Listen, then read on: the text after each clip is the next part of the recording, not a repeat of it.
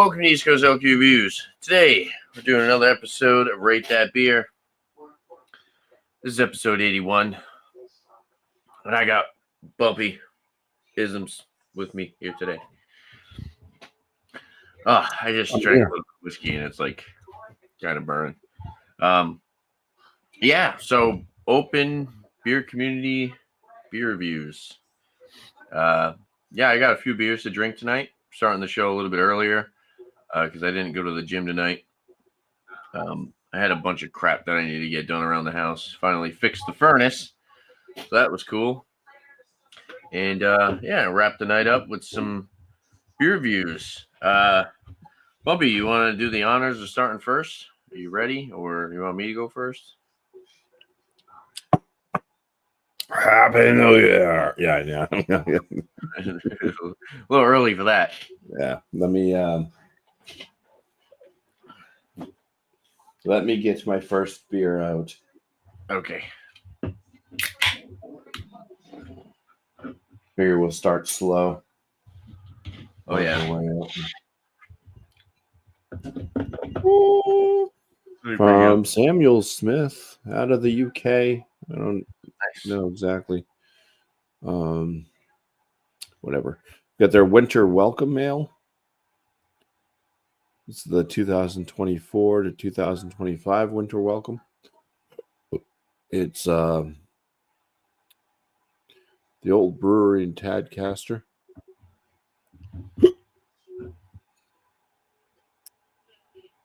Brewed at Yorkshire's oldest brewery. It says, "Blessing of your heart, you brew good ale." William Shakespeare. This seasonal beer is a limited edition brewed for the short days and long nights of winter.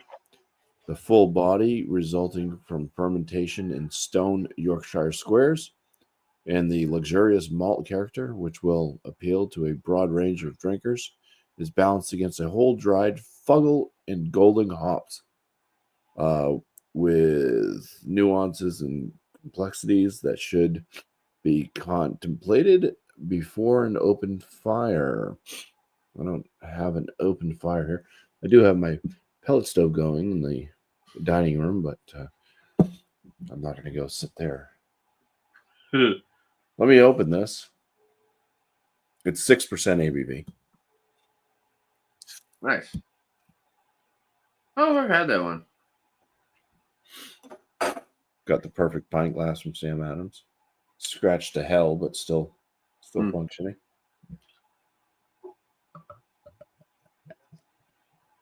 And it's an ale. It's not a lager.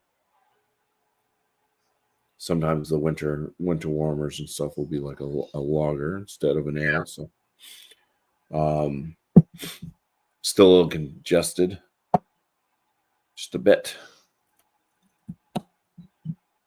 We will do our best. I'm a little bit better than last night. The head on this sudsy, kind of a little bit of an off-white, kind of creamy head. The color of the beer itself looks good. It's like an orangey amber-esque color. It's very clear. You can see right through that. Good carbonation, good effervescence. I'm not sure if that's going to come through or not. Looks ruby. Yeah. Yeah, I see it. All right. So am I just going for it, or are we? Doesn't really matter. You want to review now, you can. Okay, I'll just go for it. Yeah. I'll be as quick as possible. Definitely has like a candy sweetness.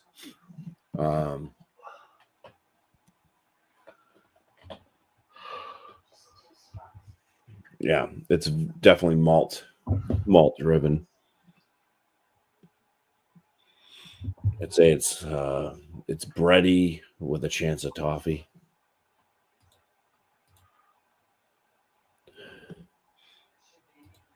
It just reminds me of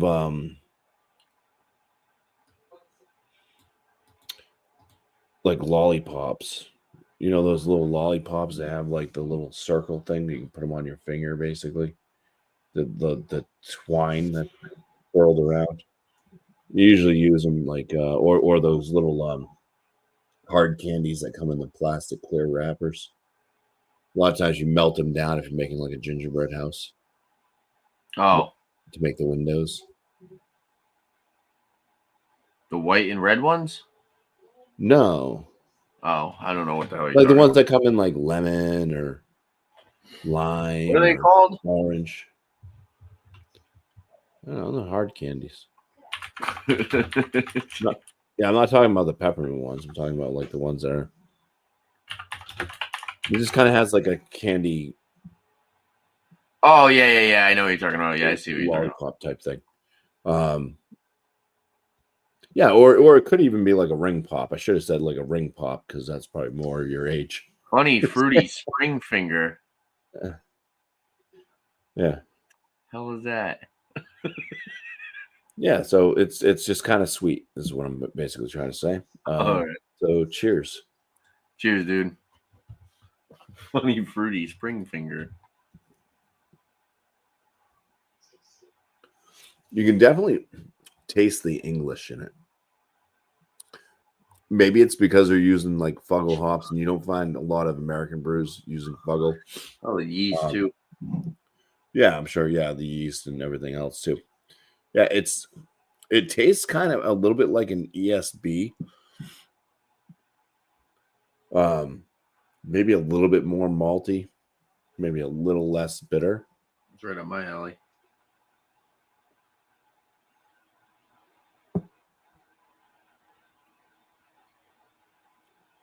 It's fruity, it's floral, it's bready. It's got kind of that still kind of candied note to it a little bit. Some toffee-esque type flavors, toffee to caramel. Medium body.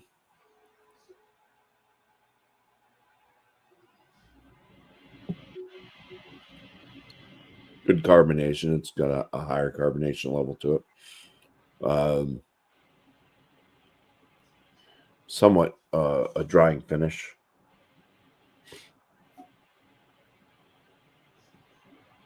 But yeah, really easy to drink. I think it's got good flavors. It's Sounds good. I don't know if I've had that. You can basically, yeah. I mean, if you've ever had like beers from England, you know, in ESBs and or you know, even like a English pale ale, like Bass or something like that. There's just kind of this English flavor to it. That's the 2024. Yeah, 2024 to 2025. It's their 35th seasonal brew. That's cool. They've been doing it for 35 years. Yeah.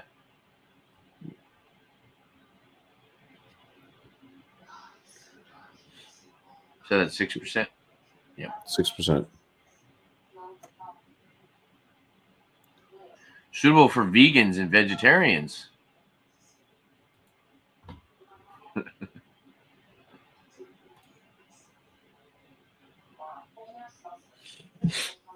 I don't know what the code is on this thing. It says 25 December 25. It's good until Christmas of 2025. Maybe. Probably. I don't know. Yeah, it's probably Best By date. Where's that at? On the bottle? Yeah. It's stamped on the bottle? Yeah, it's stamped okay. right there. Yeah, it's probably Best By. Best By December 25th. Which is more than a year. That's weird. So it's kind of a Christmas ale, a little bit, you know. Yeah. When it's like Best Buy Christmas. Yeah, I like it. So I'll come up with a score for it. But there's no spice or anything. Yeah, this one. No, it's not. It's not like spiced or anything. Okay. Which also makes it pleasant because sometimes the spicing of stuff just gets too. Yeah, I don't really care for beers that have all the frickin' spices and nutmeg and cinnamon and all that crap in them.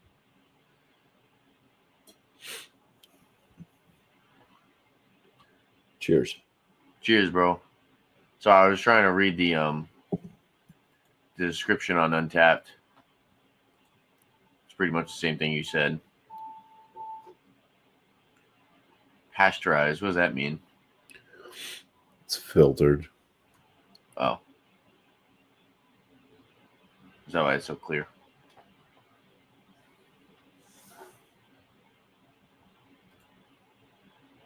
$32 IBUs.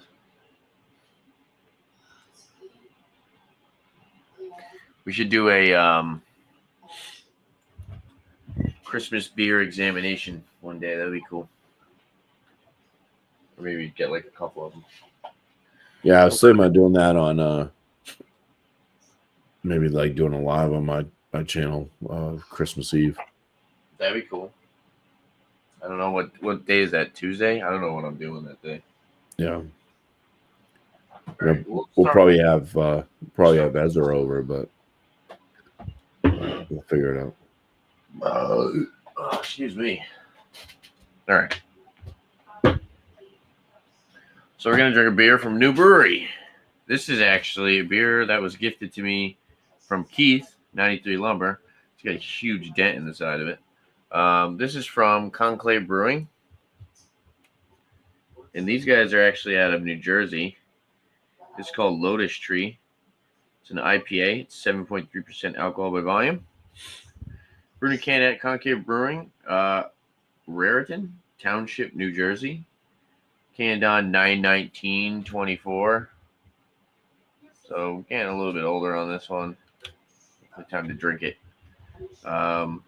Pretty cool looking can art. Let's crack it open, pour it up. We got our Restall Craft Master beer glass. He gave this to me at Beer Tree Palooza. I probably should have drank this a long time ago, but should be all right.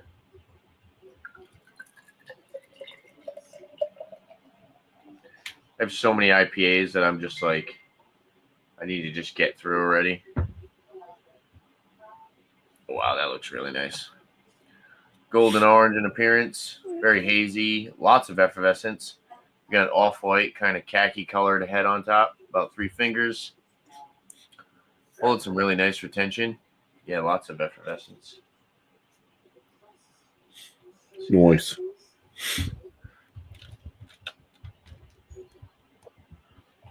I don't know, this camera, every time I have to set the defocus on the background.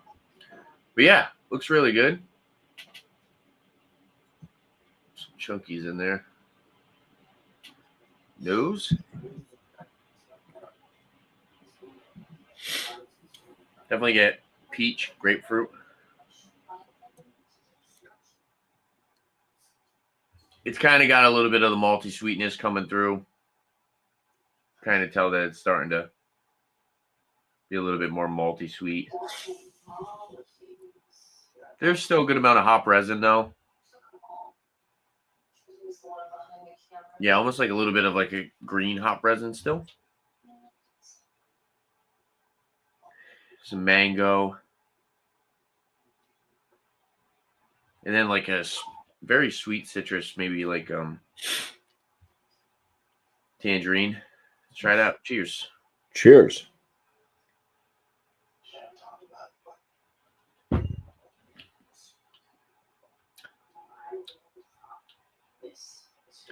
Yeah, I think I waited a little too long to drink this one. Definitely has that malty sweet backbone that's starting to overpower the palate. But I do get flavors of mango again.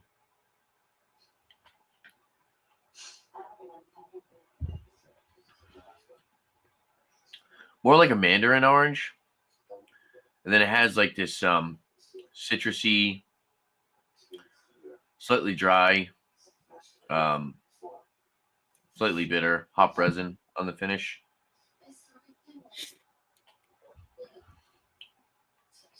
Yeah, the malty sweetness you can tell is starting to kind of shine through a little bit more than I personally would like in a New England. But yeah, still a good amount of tropical flavor up front. Nice citrusy, fruity flavors. There's a good amount of biscuity breadiness as well. Mouthfeel's about medium. Carbonation's about medium. Actually has some really nice carbonation for 7.3% New England IPA. It's very cold. It's actually very drinkable. I do think that the malty sweetness is starting to shine through a little bit on this one, though. But still pretty good. Still very drinkable. Still a good New England IPA. Let me get some more of the rest of the can in there. Oh my God.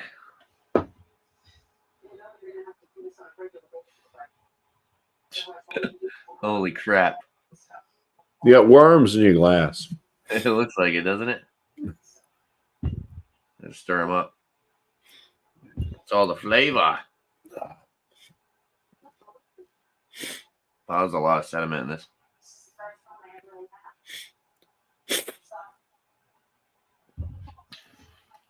Oh, it bumped up the mouthfeel. Definitely, it intensified the hop resin as well. Pretty good. I have a number next time around. I like it. Right. It's just, yeah, I feel like maybe I waited a little bit too long for this one, which sucks though because it's only 3 months. Figure 3 to 4. IPAs are so weird though because you can have one that's like 2 months in and it's perfect, and then you have one that's 2 months in and it's still super green. I guess it depends on the brewery though, because a lot of breweries are different. Some release their beers too early sometimes. You know? Yeah. Some IPAs have different malt bills. And I'm assuming certain malts will shine through faster than others. Oh my God. I cannot shake this today. I don't know what I did.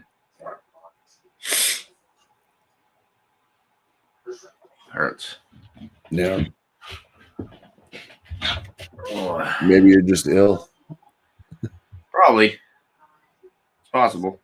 Yeah, I think I got a little something, kind of little aches in some of my joints. Has been crappy out lately, so Yeah.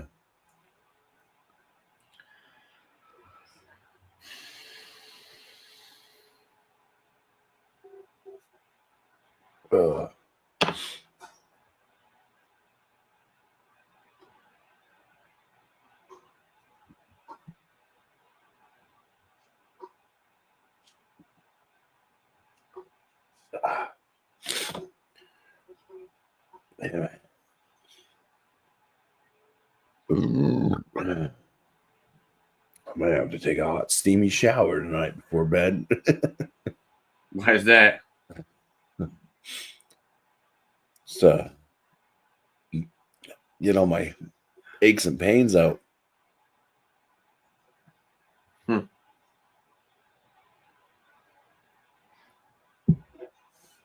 All right. Well, what I would score this one, I think for what it is, kind of being a winter warmer, not using the spices and stuff is nice. Having that kind of authentic British flavor. Just being an overall beer that I can enjoy. I can enjoy this almost any time of year. I'd score this one in like the top end very good. I wouldn't quite go into excellent, but yeah, top end very good for it. Which would score it like in that 44 out of 50 range, 44, 45 out of 50 range. So, which just corresponds to out of a 5, it'd be like a 4.4, 4.5. So, yeah, not Nice. bad. Yeah, look, that beer looks good. I definitely want to find it. I'm sure I can find it pretty easily. British flavor. Cooking with Luke John. He'll bring you some British flavor.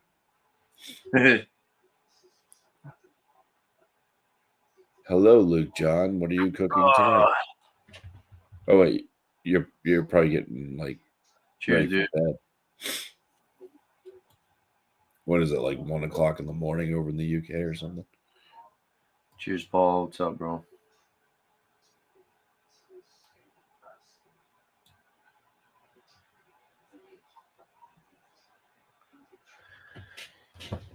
I really like the oatmeal one. Is it the oatmeal one?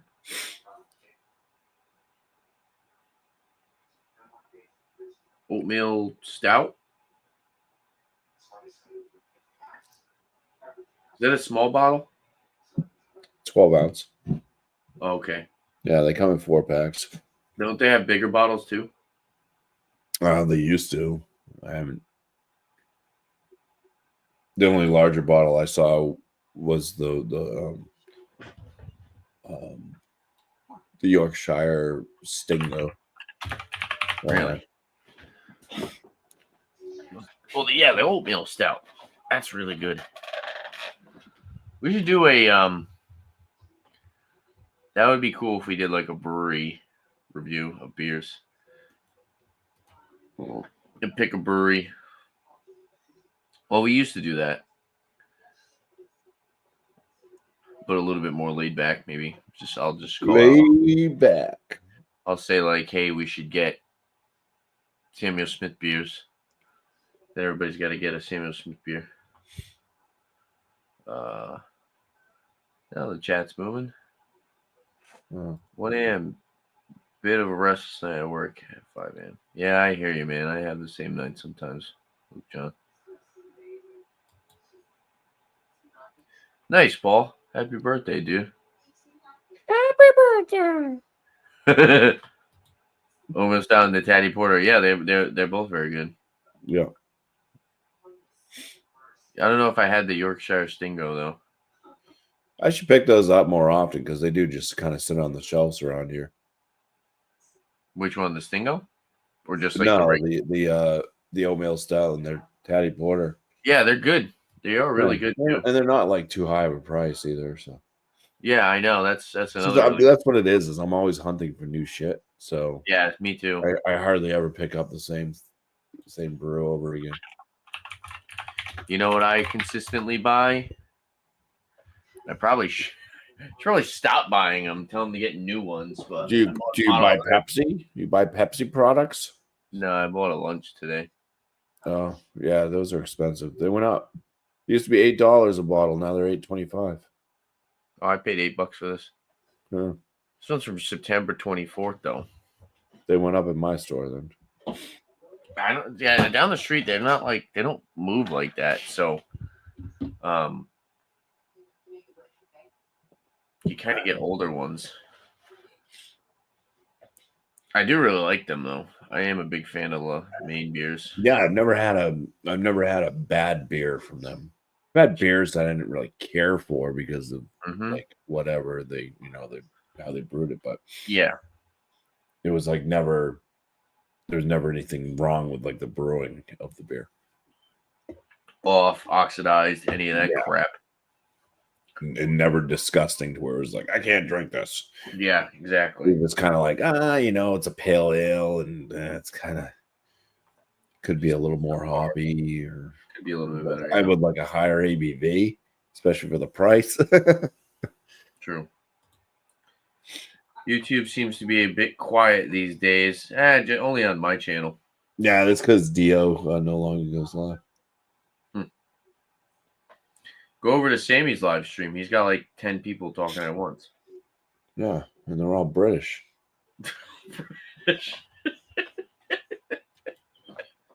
British people, they never seem to shut up. Well, there goes Luke John. You're a chatty bunch. You are. Wait, is Luke John's not from? Is he from? He's from. Yeah, he's from the UK. Yeah, but not from Britain, right? Yeah, he is. Oh, he is. Oh, okay. I thought he's from No, England. Yeah, it's from Yugoslavia.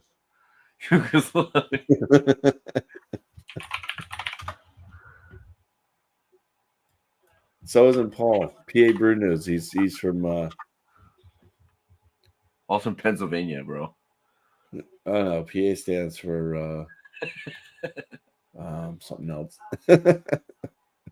Portugal.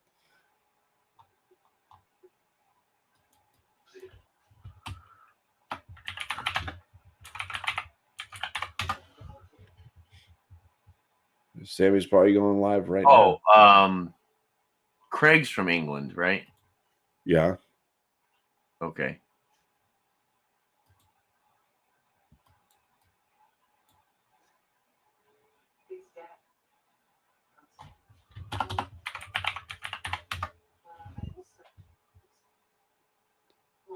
Because he's from Kent. Right? Yeah. And then you got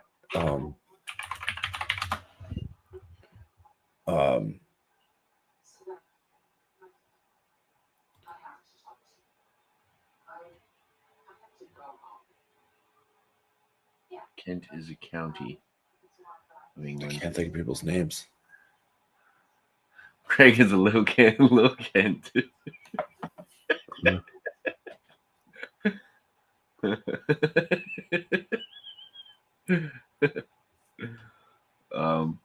Sammy is dead to me.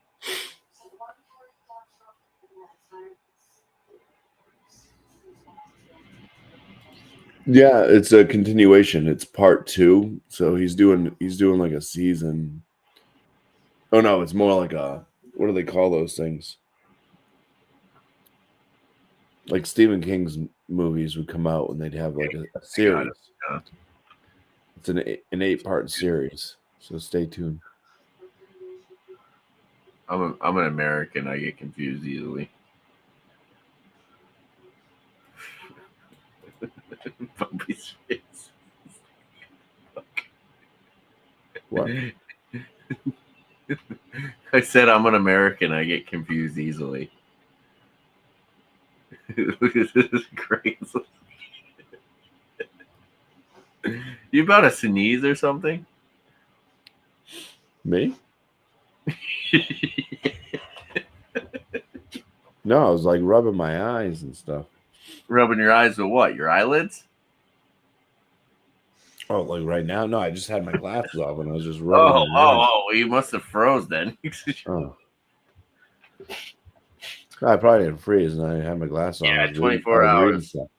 No, I got my nose started running a little bit, so kind of sniffly. It went from being clogged to, it's like you have some alcohol, and next thing you know, your nose starts running. That doesn't happen to me. No, you don't snort your alcohol? What's wrong with you? Nah. Oh gosh, excuse me. Yeah, what are you doing? Come review a beer already. Unreal. Well, my next beer, I'll get to it just in case. Oh, you already gave me a score, huh? It did. I'm not going to do it right now because I got to go rinse my glass out, but my next beer will be one Dan already had, so you'll probably want to stick around to see what I think of this one. The Little Willow Brewery Company's first ascent. I got to go blow my nose. Luke John says, hashtag Team Mike. I'm with you. Hashtag Team Mike.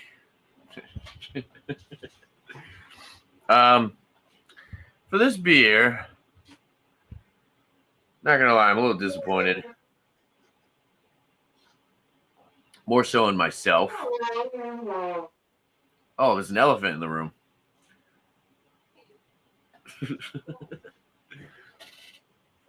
Yeah, I wish I drank this sooner. This Lotus tree. It does seem to be pretty malt forward, though. It kind of seems like even if I drank it sooner, it probably would have still had a little bit more of that malty sweetness up front. It's not bad, though. I landed right around like an 85 out of 100. B range. Cheers, Josh. What's up, bro?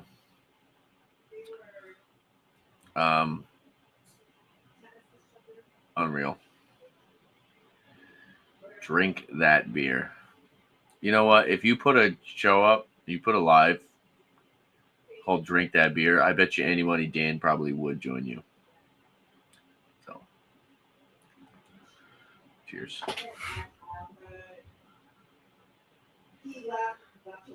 Oh, well, hopefully the other two are better. Kind of excited for this one, but although the past Levante beers that I've had have been pretty cool and pretty good. Cool, Joe.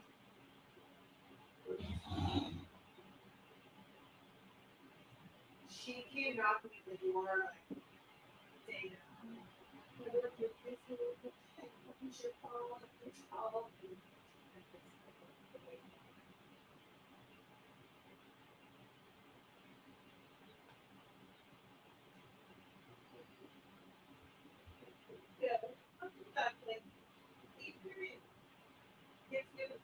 I wake up and it's getting shit.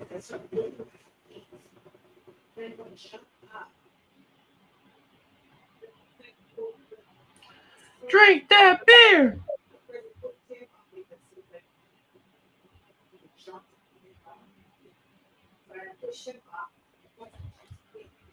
Oh, unreal.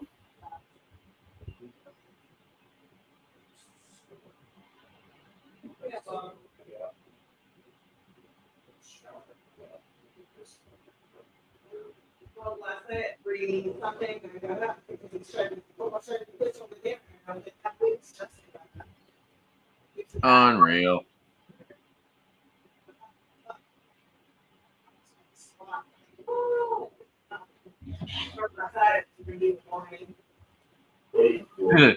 Tell him, Luke John. It does sound lame, doesn't it?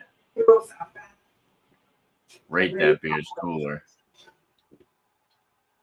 Mm-hmm.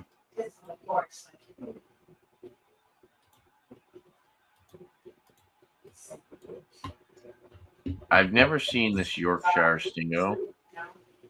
I think I need to try it.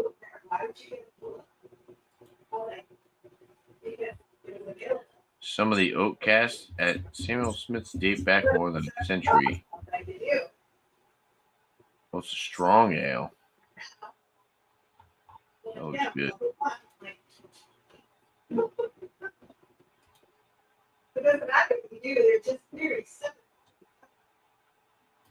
Maybe we should do a Christmas edition. Rate that beer next Monday.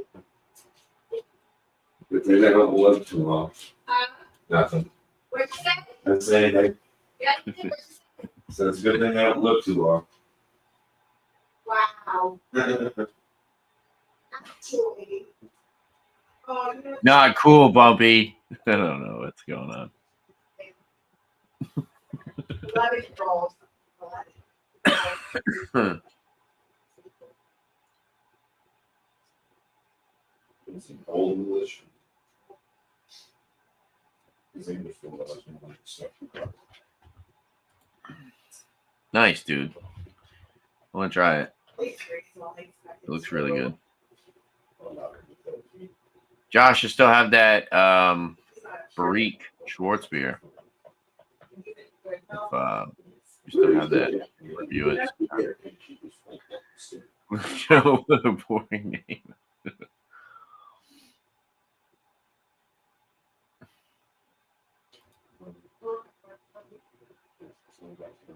Taco Josh? What the fuck does that mean? What the hell's Taco Josh? Used to have the Schwartz beer? Nice.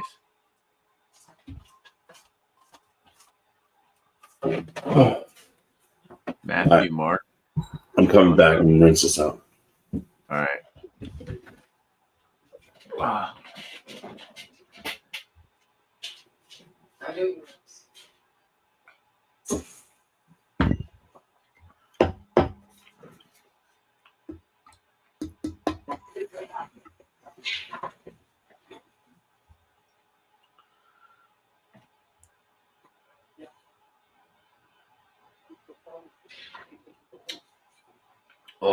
I do not want to.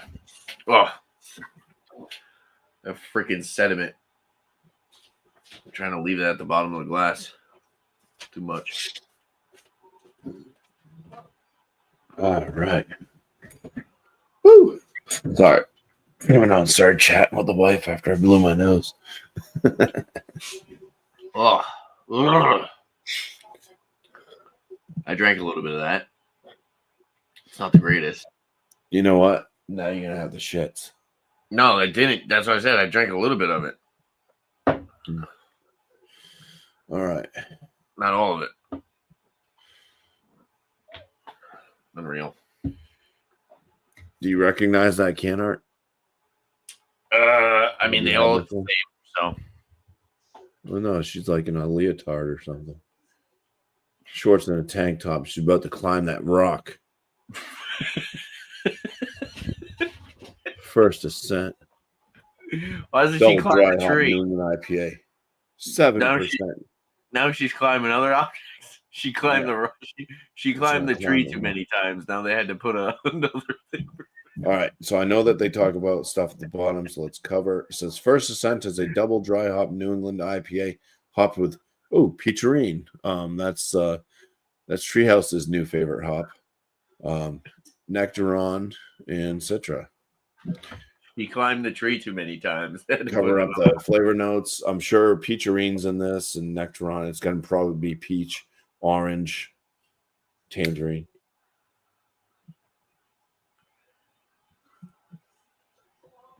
What's wrong? Mountain. Wasn't sure if I heard a mouse in the wall or if it was my desk. My desk was knocking the wall. Moby's about to mount that mountain. All right. Looks nice. All right. Totally. It's that got does look good. A nice white head to it. Kind of sudsy. The body is a milky yellow orange, opaque. I mean, this milky. That is a milky boy. Excuse me. That's milky. It does look milky. All right, some aromas. Oh my god, excuse me. Yeah, I'd say like candy peach rings. Sounds good.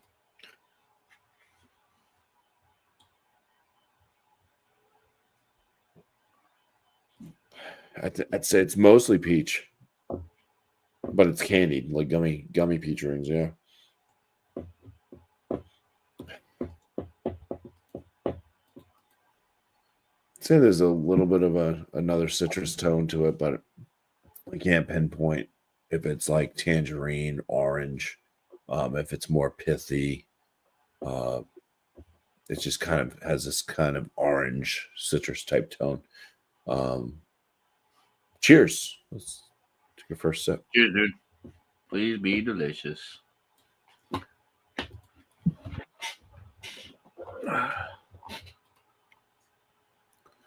So it's got somewhat of a smooth body, moderate, like a medium body to it. Carbonation's moderate. There's plenty of malt to go around. It's bready, it's crackery, somewhat grainy, grassy. Sweetness too.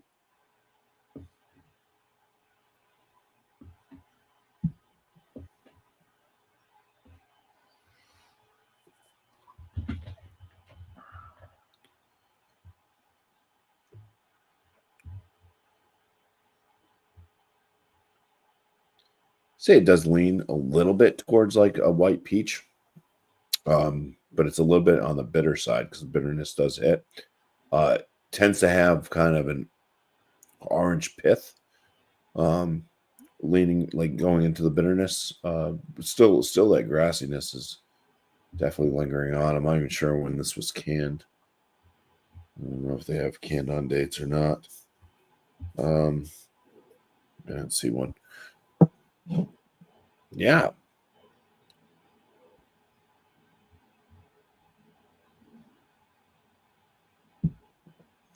Medium full body, actually, probably go that. 7% ABV. It definitely, I think it drinks more like a double than a 7%er. It's kind of filling.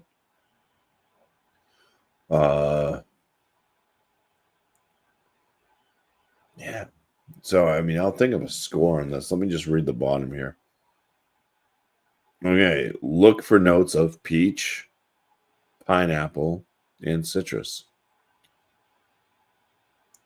It's fair.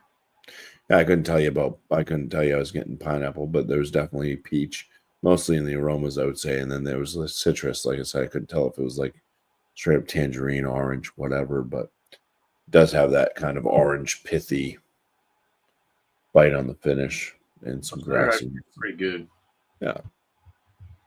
I don't think I've had an I was expecting, when you have peacherine, it's like, what else are you going to expect besides peach? It's called peacherine for a reason.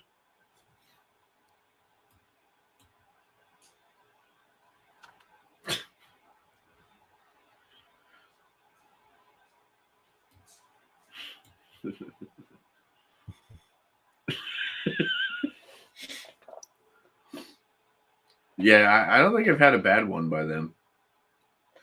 No, yeah, I have not had a beer from Little Willow that I have been that A didn't like or been like disappointed in. They're usually pretty good. Yeah, have I ever had are all the beers like excellent? No, but they're all like, I think in that, at least hitting in that very, very good. At least they're not oxidized. Yeah, they're not oxidized. Bumpy don't laugh, John. Bumpy don't laugh. Bumpy don't laugh. Unreal. I've got a clogged up nose, a stuffy head. It would take a real funny thing to happen right now to really laugh.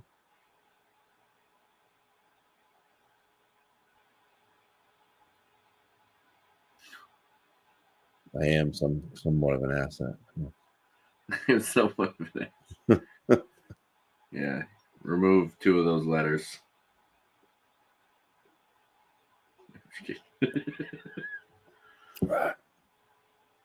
Yeah. Little Willow. Are you getting sick of IPAs? Am I getting sick of IPAs? Yeah. Not really, because I've had so many bad ones that I've just been disappointed. And so when I have a good one, it's like refreshing. Well, that's why so Sammy was talking about IPAs the other day. And my biggest problem with them is that everybody just like continues to try to pump out more and more and more and more beers. Yeah. And like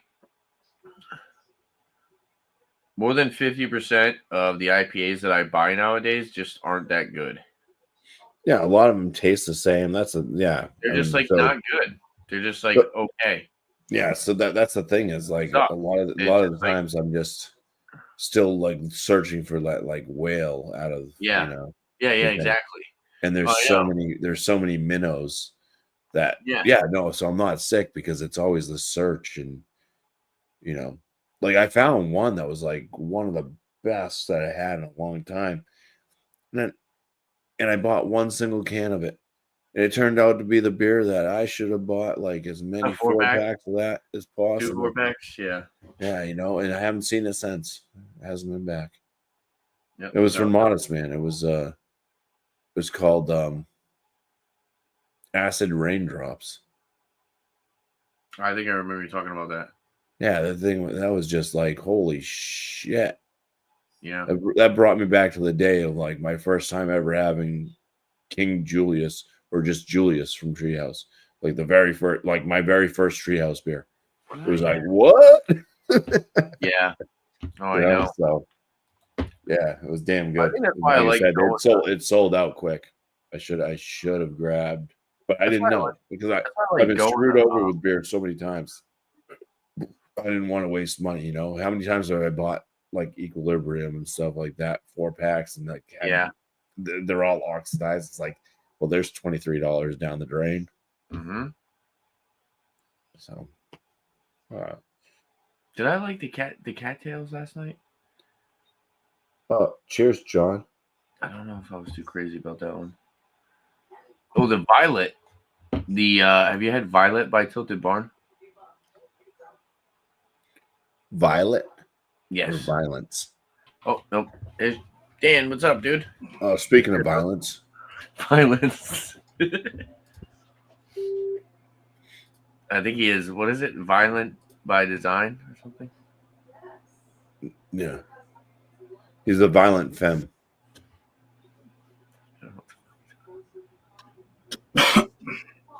Hold on. Well, cheers, Dan. Welcome in. Sorry, my speaker was off. I was like, why can't I hear anything? Oh. No, we were talking about IPAs and how, like, I was saying how, like, 50% of the IPAs I have nowadays just aren't that good. Yeah. They're just, like, okay. They're, like, subpar. Yeah. Like, everybody just keeps pumping out more and more IPAs, and it's like,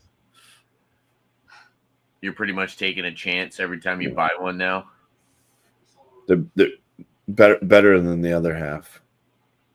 No, that's what you're always looking for. To be fair, I don't really have to take a shot in the dark when it goes to other half IPAs. So, in Dan's defense, you just have to take a shot in your credit because you can't even carry enough cash to purchase them around here. Just you. That's just dirt cheap here. Not your credit card. The $30 a 4-pack for friggin' like 7%. Listen, Come on. I take back cans and I buy other half here. An ass. Yeah. Cheers, John. What's up, bro? People must be buying them because they haven't dropped in price. They're like not dry, and they keep carrying them in the store. Sammy Claus, classic. It's not other half. It's a distributor. Nice, Yeah.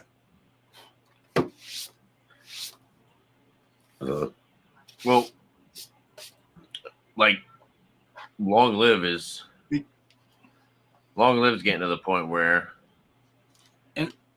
they're like putting out IPAs, but they're just like, okay. It'd probably be better for you to buy. It'd be better for you to buy other half directly. Who? Bumby? They don't deliver to me. They don't deliver to New Hampshire? No. You know, it was a really I good don't think beer. it ever even happened during the pandemic.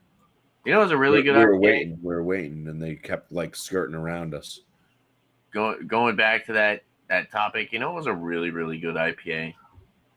Was the Microphone Brewing Lunches, Brunches, and Interviews. The one with Biggie Smalls on the can. That beer is friggin' phenomenal. How do you like that? Bumpy, they deliver to New Hampshire. I'm on the website right now. They do? Yep. How much is shipping? Hold on. Jealous of Dan's beard. Dan's beard is getting pretty big. Your It's beard actually not his beard. getting That's big. his chest. That's his chest hair that's going Yeah. up his face. It's his chest there. Do you remember the day that Beer Man came up on panel and he hid his beard under his shirt? Yes. Like he was like pretending like he cut it off. And then That was such a significant day in my life. I actually remember it. do you remember that though? It's so you buy a case for $96, It's not bad. and they got all different options. Really? Holy shit. It's off the website? And it's $14 shipping and handling to. Oh no, it's not $14 shipping. Free shipping to New Hampshire. Are you shitting me? Oh, they $14 shipping to Connecticut. Free shipped to shipping Rhode to Island. New Hampshire. Yeah. Because I have to pay for shipping from Trillium. They ship Get to Rhode their Island stuff. now. I can buy beer now. All right. Well, it looks like I'll be doing some late night searches to other half. Right now it's Build your own bottle box. you Build your own get case. that. Best of 2024. Oh yeah, the best 24. That's more expensive, but it's good beers. For customers in Connecticut, Florida, Georgia, Maine, North Carolina, New Jersey, and Rhode Island. Check back weekly, because right now a lot of it's out of stock for like the regular build your own case. But just check back weekly. Wait, so I could do this right now? Why are they fucking? There is a lot of that in stocks, huh? Yeah. So what is it, a 4-pack of each? So what do you just get? Selection of how many 4-packs do you do? A case, so it'd be six 4-packs. There's not even 6 months in stock. Yeah, no, I mean once you collect, like you can choose once you like click one, you can choose how many 4-packs you want. But they're probably not in stock because they ship. This is when they ship. All orders ship on Monday or Wednesday after you place your order. So pretty funny. I would check back like Thursday or Friday. West yeah, Coast, for you guys, that's the way to go. So I got a questionable beverage I bought today. You want to review it? Yeah, I can. I don't know where Bumpy went. He's on the other half website. He's just hiding. Well, they really shipped this shit to Rhode Island? That's crazy. Yeah, so how much you guys pay for like a 4-pack of all Citra everything? Huh? How much do you pay at your bottle shop for a 4-pack of all Citra everything? My prices ain't that bad. I can get other half from like $20 to $22. Okay. So probably like a couple bucks upcharge, typically. That's not too bad. Bumpy said it's like $26 where he lives. Oh yeah, Bumpy's ridiculous. I walked into the packy and they wanted like $30-something for a 4-pack. Yeah, so Bumpy it probably makes more sense than you. Yeah. But if you ever wanted their like special stuff, their special boxes, that's how you could do it. If you ever wanted. Yeah, like this best of 2024 box would be cool. Yeah. You want me to pull you up? I'm sorry.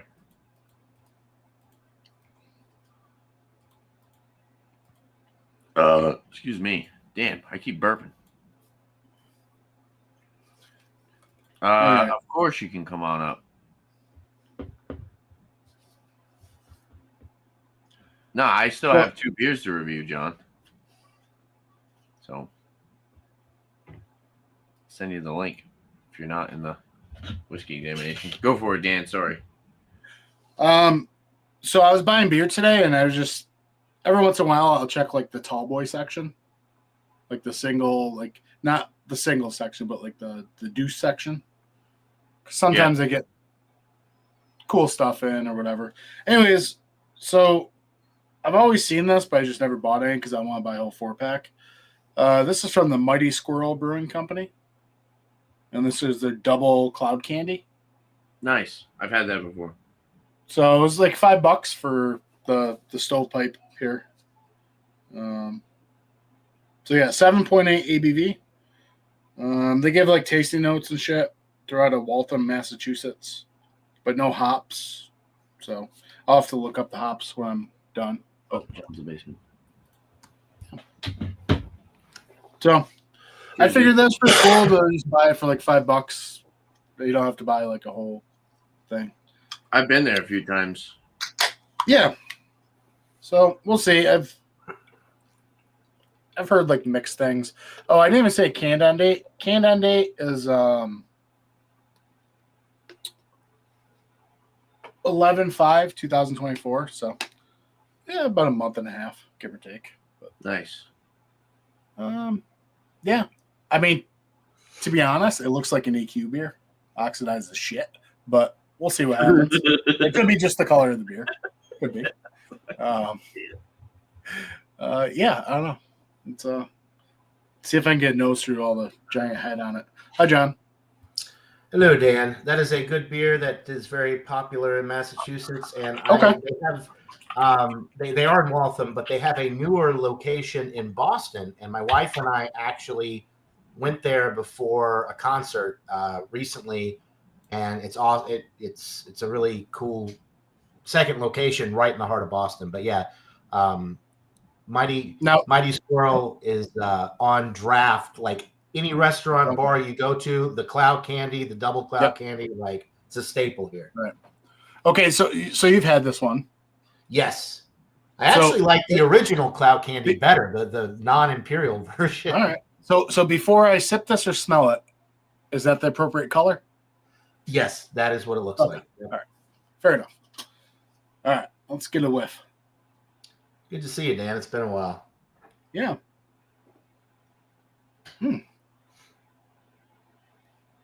Sort of getting like earthy, kind of fleshy melon, a little papaya. There's definitely a big malt character there. A little pineapple. Smells kind of chalky, if you know what I mean.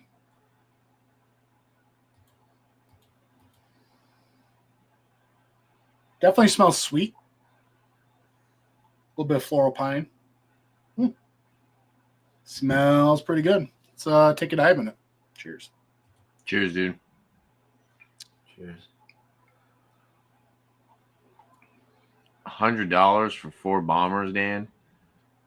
Tell all they have to get it together. Oh, they're stouts? Yeah. Yeah, good shit. That's good shit. Okay, so that's very interesting. Like the body on that's pretty full. I mean, for that 7.8, that's pretty full. It's kind of syrupy in a way. Mouthfeel is maybe a little undercarbed, but I mean, there's carbonation, but a little under. It's very syrupy, very heavy on the palate.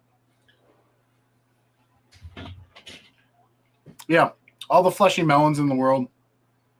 Nice citrus, maybe blood orange with a touch of pineapple. Maybe not so much mango, but maybe a touch of like kiwi or something. But I mean, for $5, Deuce, like it's cool that you can go in there for $5 and buy this sumbitch. You could take it with you to like a concert, take it to you with a fishing, whatever. Just like walk down the street with it. You know, I see. That's why I like the stovepipe section. You know, like you never know what you're gonna find. Like they had like old school beers too, like Dead Guy Rogue Ale and stuff in the stovepipe. Like I don't know. Yeah, I haven't seen Like that it's just forever. Yeah. But it's like those type of beers. Like I see more and more of the classics, like Lagunitas, Maximus, that was in the stovepipe. Yeah. Like it's just really cool to get those in that format. Okay, so on the notes here on the can,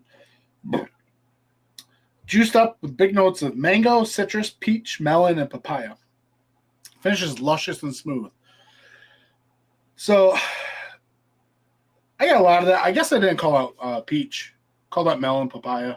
That luscious and smooth, I could definitely see that because it's like I said, it's syrupy, kind of hefty, dense on the palate. I mean, I'm not going to shit on it for what it is and what the price is. I mean, I could see myself picking up another can of this. You know, if I was just like there, I just wanted a quick beer to grab. Yeah, I like Mighty Squirrel. The only problem I have with them is their stuff on draft is kind of expensive. Like that beer on draft is like $9 or something for a pour. Damn. So I made out like a bandit then for $5. Yeah. Okay. I'm not a big fan of Mighty Squirrel. Yeah. Like I said, I was just buying beer today, Bumpy, and I happened to look over in the stovepipe section, and this was there. I was like, I'll give it a go. There is a moderate bitterness kind of building up on the back end of this. And I don't know if I think it's more pithy than like a pine bitterness, but definitely a citrus pith going on. Sort of like like the white part of the peel of the orange when you're peeling it, and yeah. So, cheers. Cheers. Dude. I see John decided to join after I mentioned the hop peacherine. Oh, yeah. Right. So that's what they're that's like the tap room, Dan. That's the one that I usually go to. Okay. It's very nice. The one in Boston is super cool because there's a whole wall that's painted like Fenway. So if you go sit in that section, it's almost like you're sitting in the ballpark. Like, it's really neat. So they're the mighty squirrel. Do you ever walk in there, Tanner, and you whisper in their ear, "I'm secret squirrel"? Yeah, right. No, they send him around to pick up everybody's beer that they left on the table. Yeah. Do they Looks like a really nice location. Did they even mention that's their website? Did they say anything about the newer Boston location? Is this not the Boston? Is this not the Boston? This is the Boston one, isn't it? Is that the Boston location? Did they mention John and Nelly at all? Yeah, Boston, Mass, Fenway. Okay, I didn't know that. Yeah, there's a. Yeah, okay. I was looking at. That's nice. That's a nice tap room. Yeah. All right, let me get I my never been to the original location in Waltham, but the one in Boston is really. Yeah, this is the Waltham one. That's a great place to have a brewery. Is right at like any type of like sporting event. Sports, yeah, really. You can walk to Fenway from the Boston location. Dude, you know what I love at Fenway? The bar that's underneath the outfield that you can look out in the outfield. Oh, wow. They got the garage door, and you're right there at the outfield. It's badass. Bro.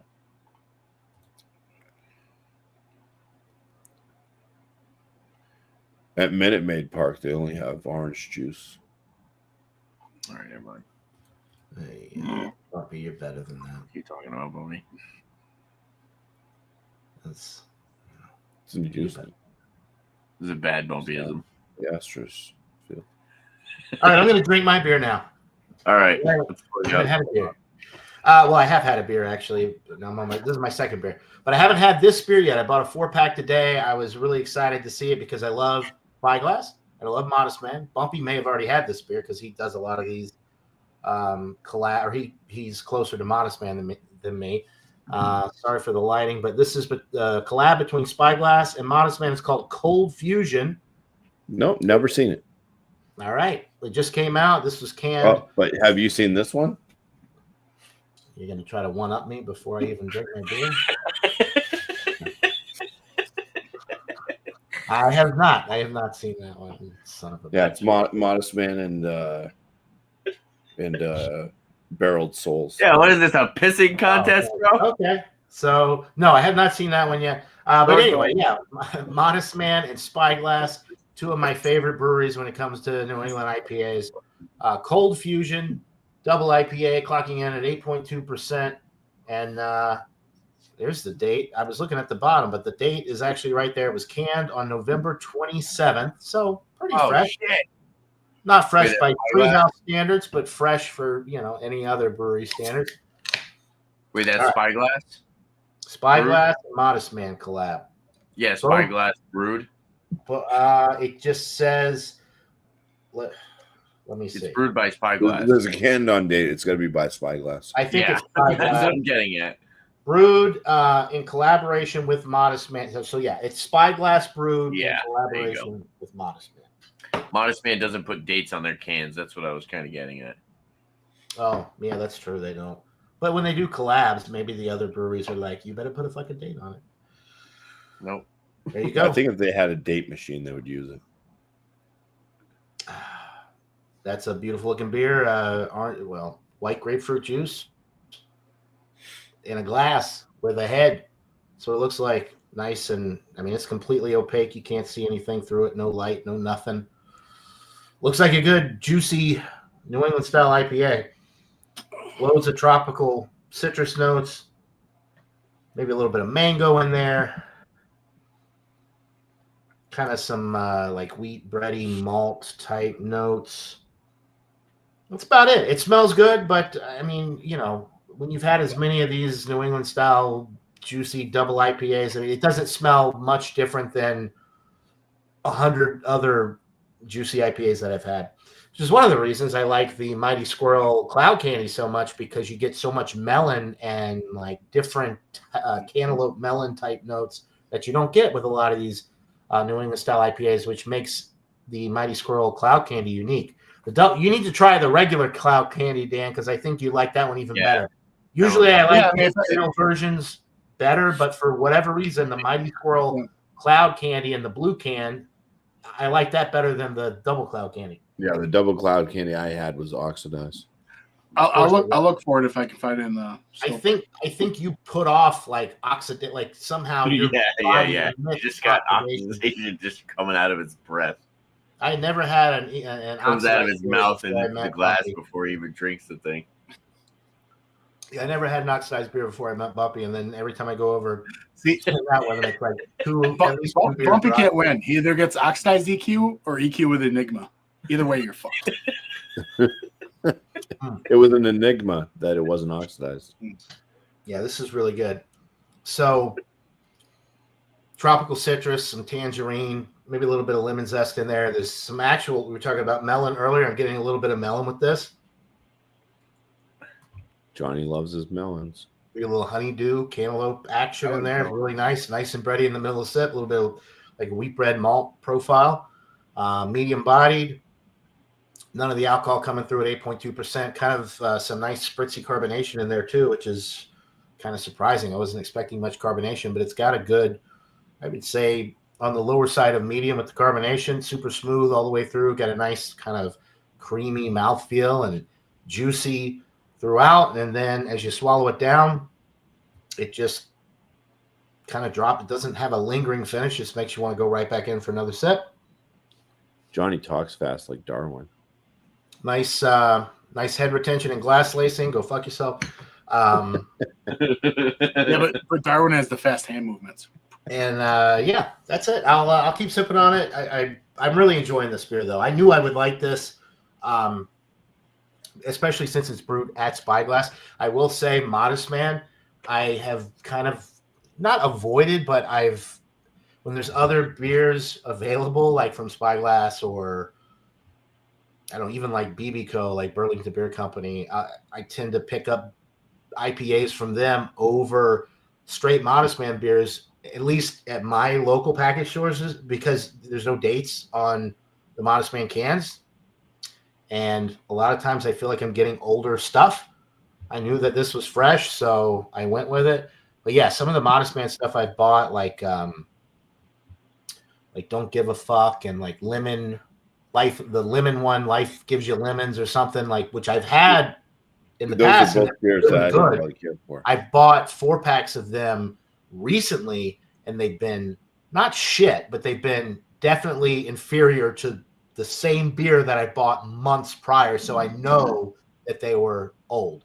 So anyway, I do like Modest Man beers, but they got to start putting dates on the cans regularly. Yeah, tell them. Sick of it. Modest Man, you listen here, Modest Man. You put dates on your can. If you can afford to buy a second brewery. Yeah, really.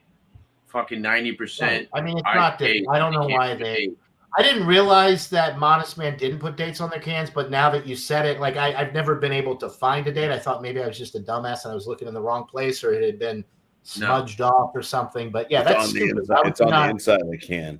It's on the inside. Slice it open, peel it out. So yeah, no, I have not bought a straight Modest Man beer in a while. Most of the Modest Man stuff that I've had recently has been collabs with other breweries. Anyway, this one is a winner, and I don't know. Do you want me to go ahead and rate it, or do you want me to wait? I mean, if you want to, you can. If you want, we can wait for you to. If you want to sit and sip on it for a little bit longer. I mean, I know what I think, but all I right, mean, you guys go for it then. Go for you it. guys are doing. I didn't know. I'm enjoying late, so I don't want to hold. I don't really. Yeah, it's not really a structured show. If you want to give a rating right now, you can. So, there's even a little bit of guava in there, which is interesting because a lot of Treehouse beers have guava notes. I really like this. It's not quite world class for me. It's up there though. It's solid A range. I'm going to go 97 out of 100. I love the collab. I love Modest Man. I love Spyglass. I think it's a solid beer. It doesn't drink like 8.2. It's juicy. It's fruity. You get a little bit of melon. It's definitely tropical fruit and citrus. But I always love New England IPAs that also are able to incorporate like guava and melon notes. When you have like the whole smorgasbord of flavor in there with the citrus, the tropical fruit, and the melon notes in there, and some guava, like dynamite. So yeah, 97 out of 100. Nice. An outstanding beer, and it was like $20 for the 4-pack, and I got it November 27th. It was bottled or canned on, so only a few weeks old, which pretty fresh. Very happy with the date. Very happy with the beer. Very happy with the price. So 97. Nice, dude. Cheers, John. Cheers. What store do you normally go to? So I got this 4-pack at a craft beer cellar in Westford, which is one town over, about a 10-minute drive from me. Bumpy's been to the craft beer cellar with me. They have an excellent wine and whiskey, spirits selection. They have a ton of like the 450, like the fruited sours, the Drecker stuff. They have a lot of barrel-aged stouts. They have a ton of Modest Man, and there's one that's only 46 minutes now, which is nice. Is that where I dropped that bottle and broke it? Yes, it is. I forgot. You broke a bottle in a store? He did. It was a nice bottle. He didn't have to pay for it either, which I offered. I told the guy, I was like, "We'll pay for this. My friend's an idiot." And he's like, "No. You just buy more beer." What happened was I fucking put it back on the shelf, and then I like looked at the bottle next to it, and I went to pull the bottle next to it. It tapped that bottle and just threw it off the shelf and smashed. Bubby's got the shortest, fattest little fingers for a big guy. Like, he's very clumsy. He's very clumsy. That place is only like 46, Norfolk County, 46 minutes from me. It's not. What's North? What are you talking about? I don't know. There's a craft beer cellar that's 46 minutes away. Well, they may have other locations, but no, this is in West. This is Middlesex County, the one in Middlesex County. So they probably have a couple different ones then. Yeah, this guy. It's owned by an Indian man and his 2 children and a friend of his. They're always there, and I go there so much. I'm in the rewards program, so every couple of $100 I spend, I get like a $20 gift card. So it's nice. It's a good place. And they have a cooler section, a walk-in cooler section. So all of like the fruited sours, the Spyglass, the Modest Man, the beers that say like, don't drink it if it ain't refrigerated. Like they have a separate section in the store. What's the one you said? Westford? Westford, Massachusetts. Yeah. Oh, that one's pretty far from me. That one's 100 and. Well, yeah, it's close to me. An hour and 22 minutes. Yeah. But anyway, you wouldn't be saving any money driving. I wish. Or you check out the one that's 45 minutes away.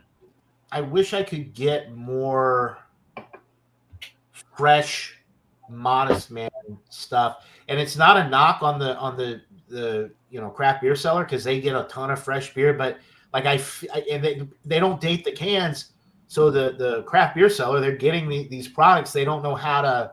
Like they don't leave outdated beer on the shelves normally. They pay attention to their dates and stuff, but like they don't really know what they're getting, I guess, from these breweries that don't date stamp their cans and bottles. So, I don't know.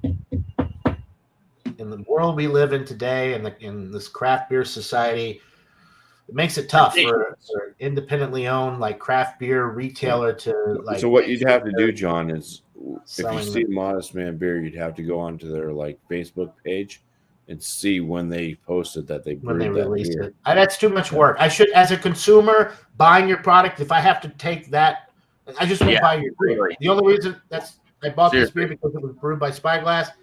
Put it on the can, and they put the date on the can. So I'm not going. If you want me to buy your beer, you got to put more effort into. Yeah, Dan. Letting me know. Anyway, Dan, did you rate your beer? No. No. Bobby, where are you at? You reviewed like 2 beers already, huh? Do you want me to rate it? I rate. You want? Yeah, that's cool. I think Dan would probably give it a higher score because Bumpy's scores are shit. I'll give it a C. Give it a 41. Go ahead, Which is Bumpy. excellent. I don't even know what Bumpy drank. I'm sorry. I can't. I joined late. What are you drinking, Bumpy? If it's a stout, it's not getting a high rating. I'll tell you that much. Even if it's Bourbon Hashtag County. stout. Have to be like Talking that. about. I did this You're one. the last hardest night. It person scored on pretty stout damn ever. good. Harpoon. Oh, I have not seen that one. The Boston Irish Stout. There with the Nitro. Thank you, Hector. Cheers, bro. I didn't realize you were getting. I You had agree. super chat going on here. Look at you, Mr. Fancy Pants.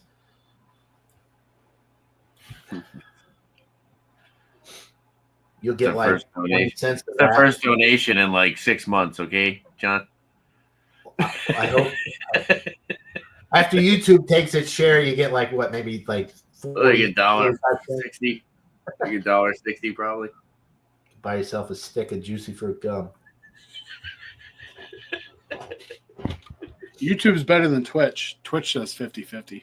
Oh, Twitch is, Oh, yeah. yeah, Twitch murders you. I give this a 4.1 out of 5. Not bad. I enjoy the fact that it is a bit different. It is a bit different. It doesn't try and be like the uber super juicy thing. Like there's a lot of like earthy kind of presence to this, which I enjoy. I also enjoy the sweetness, mouthfeel. So yeah. You got to try the OG, the regular Cloud Candy. I think you'll like it better, actually. I probably would have scored that one like a 35, like in the drinkable range. But mine was also like kind of oxidized, so it's good. You admit oxidation. Mine's I got the Little Willow Brewing Company, the First Ascent. Oh, I haven't had that one, but I've had some Little Willow. They're pretty good. Yeah, I would score this one, and Dan had it the other night. I'm not sure what he would have rated it, but I'd score this one in mid-range, very good. So Nice. it'd get like a 43 or so out of me. I gave mine a 4.2 out of 5. So what's a 4-1 on the? Is that a good? That falls into the good category, right? For me, it'd fall in the very good. I was talking to Dan about his Cloud Okay. Candy. That's it for me, though. I know about your rating system, Bumpy. I don't like it. I'm just kidding. Mine came out of a book from a home. Mine brewer. came out of my education. A 90 to 100, B 80 to 89. Like I try to stick to 1 to 100. Yeah. I stick to what John never got a B grade. That's why he scores everything in the A's. That's not true. If you watch my channel, you would know. I gave a couple beers B. I gave a C a couple weeks ago to some Canadian The beer. McRib. No, the McRib's an A. The big rib. All right, we got a beer by Twin.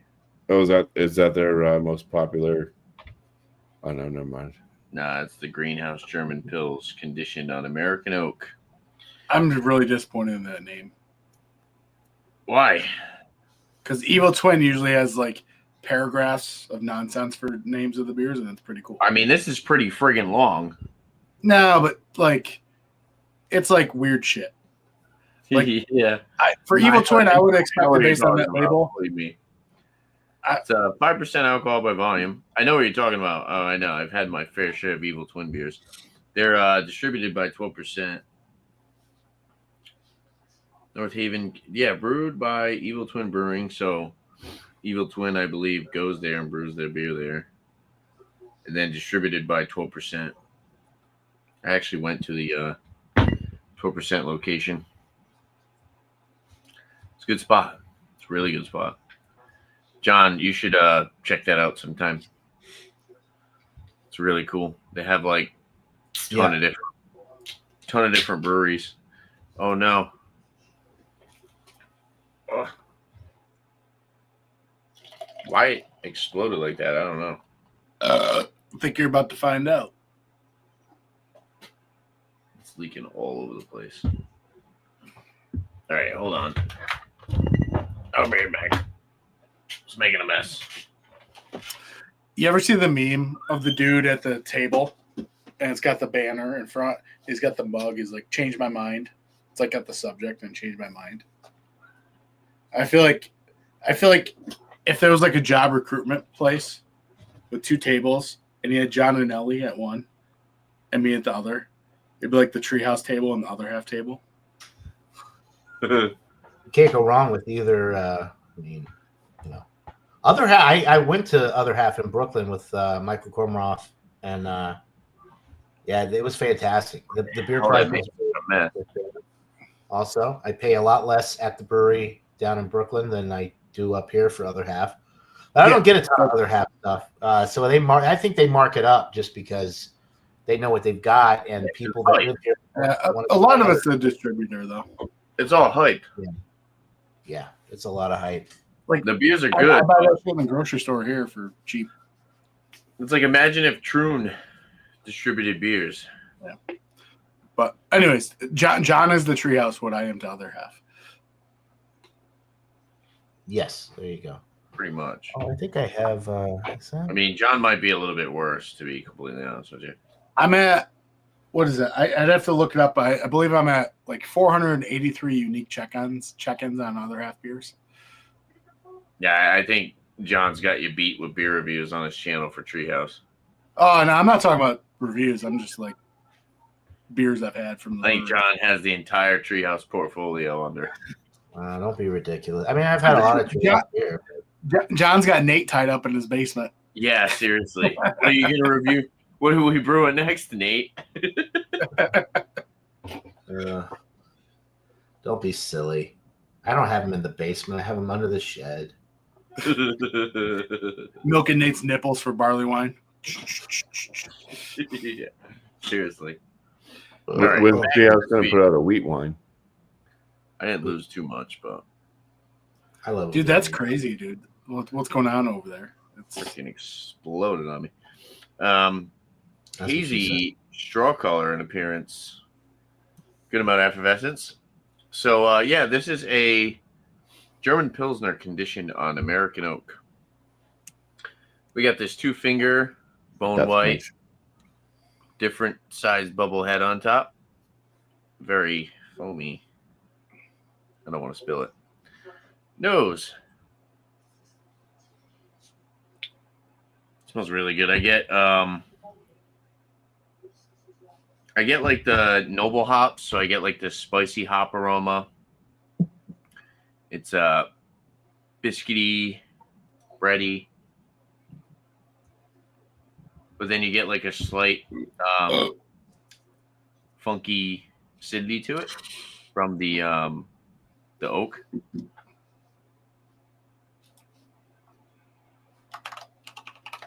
Yeah, it smells very clean. It's like a German Pilsner with all the biscuity breadiness, the lemony, fruity, citrusy aspect, spicy hop component. But then it, like I said, it kind of has that wild, kind of funky aspect after they use the oak. It smells very good. It's like a German Pilsner with a little bit more of a tart acidity / funky aspect to it. Let's dive in and try it out. Cheers. Cheers.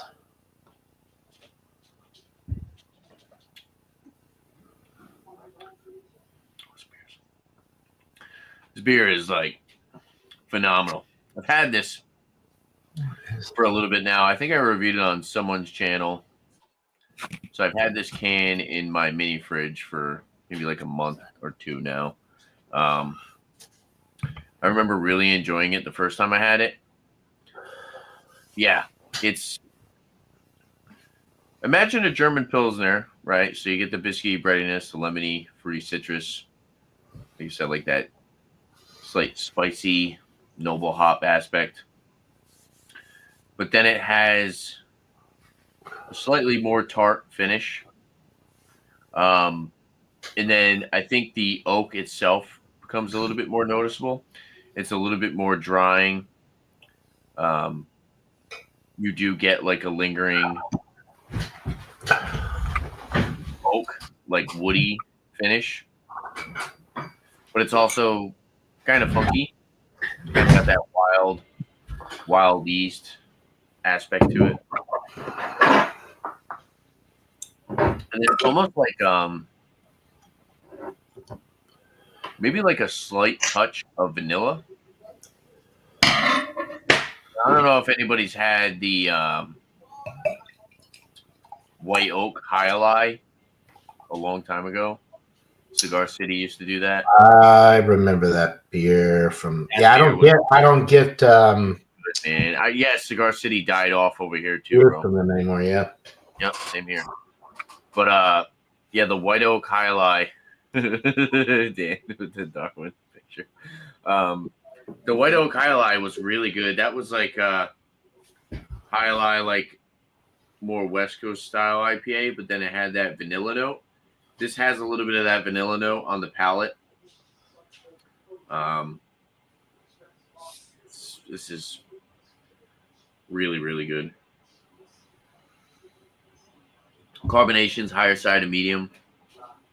Body is definitely a little bit fuller than light, but still a very crisp, clean, drinkable beer that you could definitely put back a couple of. But yeah, it just has some unique flavor notes that you wouldn't get with a typical German Pilsner that I really enjoy. It's very good. If anybody has the chance of getting this, I totally recommend it. Excuse me, this is pretty. I don't think I've ever had a Pilsner or like a regular beer from Evil Twin. Everything I always get or have seen is like Imperial Stouts, you know? Oh yeah, this is good, man. Yeah. I would check it out. Greenhouse German Pils conditioned on American oak. Yeah, the only way I would be able to get that is if I went to Total Wine and More. None of the local stores sell it. Just because there's such a saturation of craft breweries around here that they're not going to bring something in from, you know what I mean? Cheers, baby, man. Sorry, bro. I didn't even see you were commenting in the chat there. Good to see you, dude. Are we doing other beers? Yeah. All right, I got one. Is it my turn? Sure. Go for it.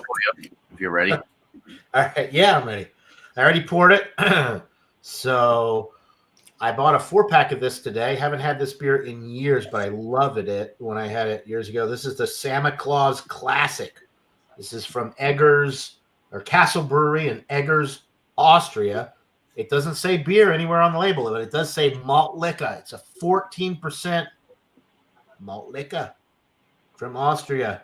And it is aged for 10 months before bottling. And it says that it will age for many years to come. This is a good one to age. This is the 2023. The glare from this holographic label is ridiculous, but it's a 2023 bottling, so it's got a year on it already. There's a pour. It's super clear. I would say amber color. You got the ruby hues there when you hold it up to the light. It's a beautiful beer. Not much of a head, but a nice thin, slightly off-white head there, or thin film, I guess you'd call it. Super malt forward, brown sugar, toffee, caramel, bready malt notes as well. No hop character whatsoever. This is sweet all the way. And I reviewed one before I came on here. Anyway, cheers. Cheers. Dude. It's 14%. That's a big one. 14% malt liquor, baby. It's almost got like a Belgian candy sugar note to it. It's really sweet. If you don't like malt liquors, if you don't like malt forward beers, and you're looking for a hop balancing act between the malt and the hop, like you're not going to get that with this. You may find this cloyingly sweet. I personally don't. I love it. Best malt liquor you'll ever have. If you can find it, it's pretty widespread. I mean, I bought it in Georgia years ago. I saw it up here, so I bought a 4-pack. It's not super heavy on the body, being that it's 14%. I would say it's probably medium bodied. It's got a little bit of carbonation to it, nothing too much, but get the nice, sweetness like caramel, toffee, brown sugar, nice and bready, like lightly toasted bread notes. And then on the finish, it's pretty sweet. You get a little bit of that kind of Belgian candy sugar note. It's not lingering though. It's not thick and syrupy or anything like that because they don't add anything to it. It's not a hop oriented beer. It's focused on the malt, and the alcohol is pretty much non-existent at 14%. You may get a little bit of a warming effect as you swallow it down if you drink a few sips. I don't personally, but I've been drinking high alcohol beers for a long time. I would think if you were drinking this, you go from Miller Lite to something like this, it's probably going to kick your ass. You're going to know that it's very high alcohol, but it's super smooth, easy drinking. If you like malt forward, sweet beers with a little bit of like a Belgian candy sugar type note, nice breadiness, just malty for days. Like this is what you want. And this is what I want right now. And I'm drinking it and I love it. And I'll keep sipping on it and I'll give you a rating, I guess, later. I don't know. Cheers. Cheers, bro. Nice. I like beer a lot.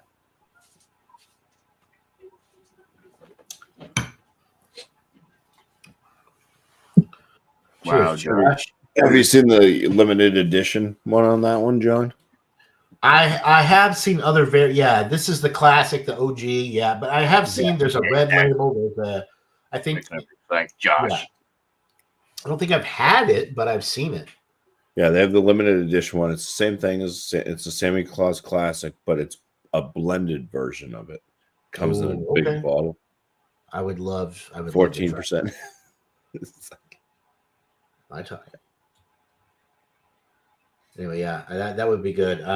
But I saw this 4-pack today and I was like, yeah, I'm picking it up. Haven't had it in probably 7-8 years. I may have reviewed it on my channel like when I was in Georgia, like 6-7 years ago. I think that was the only time. I've only had it one other time, and that was a single. So I bought a whole 4-pack. So I got another few bottles in the fridge ready to go. This is my second bottle actually tonight, so I'm feeling good. Dan looks like Dan's got another beer. Ordinum eccentric. Looks like you got a beer too. Cocktaurs. That's a Bigfoot, I can tell. What? Seen these guys, Dan? Well, I've had beers, Connecticut, right? Yeah. It's actually, I'm pretty sure they're contract brewed though. They're Oxford, Connecticut, but it's like contract brewed by. Oh, it might be 12%. Yeah, I think it is. I think it is 12%. I had one of their beers. I reviewed it on my channel, and I was doing looking up the website. It was all like weird. It was like no location. It's like this is a ghost beer. I got that beer in the basement, I think. So blended with lumber? Oh no, wait, maybe it's 2023. Are you doing a cuvee, Tanner? Are you gonna pour both of them into? Are you just? Fuck no. I guess this is your channel. You can do whatever you want. I've been drinking this entire time. I've been just not really reviewing shit and drinking stuff on the side as well. I've been drinking whiskey and freaking Coors Banquet. Coors Banquet. When I just came up, got back yesterday from Alabama. Went to go visit my folks down there. My mom had bought Coors Banquet for me. She had a whole case in the fridge. I probably drank 18 Coors Banquet beers in the last 3 days. It's one of my favorite PBR. Coors Banquet, like Schlitz. I mean, like me too. There you go. All day, every day. You got those beers in the fridge. I'll be your friend. I don't care. Yeah, you can put me stranded on an island for a few months, and I'll drink those 3. I'll drink 4. Yeah, I might have to open one of those, Relax, depending on how it drinks. everywhere. Old Milwaukee was another I used to love drinking. Old Yeah, I Milwaukee. like the Good classic. the beer. Milwaukee's Best Premium. That was pretty good. I think they discontinued that though. Maybe they discontinued it, then they That brought was it back, and then I that think was a they may good have one. discontinued it again. I don't know. I haven't seen that beer since I lived down in Georgia. It's been years, but I used to You buy know what when I I lived drank? in Georgia, I bought it all the time. You know what I drank earlier? Ice, the best ice was. So I fixed my furnace today. I had to take the oil filter out, and it was all like a bunch of gunk in it. So I pretty much had to drain it into an oil pan. Just cleaned it up a bit. I got to get a new one. I bought a new one, and it wasn't the right one. But just removing the old one and taking all the crap out of it, I fixed the furnace. But I had a 40 ounce of Ballantine. The triple X, yeah. That would be if I could get my hands on a 40-ounce Ballantine triple X. Actually, no, it wasn't triple X. It was just the Ballantine Ale. Well, the Ballantine Ale Oh, is. no, it was the triple X. Yeah, you're right. No, you're right. It is that's they have the 3 X's Ready? on it. But it's Ballantine Ale, yeah. Show you the bottle. Probably, yeah. I think you're right. All right. Should I drink a triple IPA or a Zwickel beer? Yeah, it was the triple X. What beer? Zwickel beer. $3. I say that I Zwickel beer because I want to know more about that because that sounds it. Yeah. Would you pay $3 and change for this? Absolutely, yeah. Well worth it for that. Yeah. A Zwickel beer with a Z. ZW Zwickel beer. Oh, Zwickel yeah, beer. yeah. I would drink that. Should I drink the triple IPA or the Zwickel beer? Zwickel. All right, I'm gonna go put the triple IPA back. You should drink them both, honestly. Just like review one of them, have the other one on standby. Look at all the broccoli, John. Is that other half? Oh, well, now I want to. You're gonna hold it. I want to see that beer now. Bumpy, I got those in my cellar, buddy. You doing a beer review, Bumpy? You have one in your cellar? Yeah. So what are you saying? I shouldn't drink this right now? Do it. It's the only one I got. 24 though, Bumpy. Just drink it. Don't be a baby. Whack. Dan, I still have a 2022. Buy a 4-pack. Dan, my next Martini beer, Prototype. it relies on you. Am I drinking this now or am I not? If He's you not. like He's not drinking a Bigfoot. He just said triple IPA or other or Zwickel beer. Bumpy, Like if you want to drink it, man. It's fine. We'll Jesus. plan on Little Willow. It's fine. Yeah, I've been waiting on Dan to do a Lagunitas Willetize 2022 edition for the past Let's fucking do it. year. Oh, you got Let's the do it. 2022. I got no Ooh. text.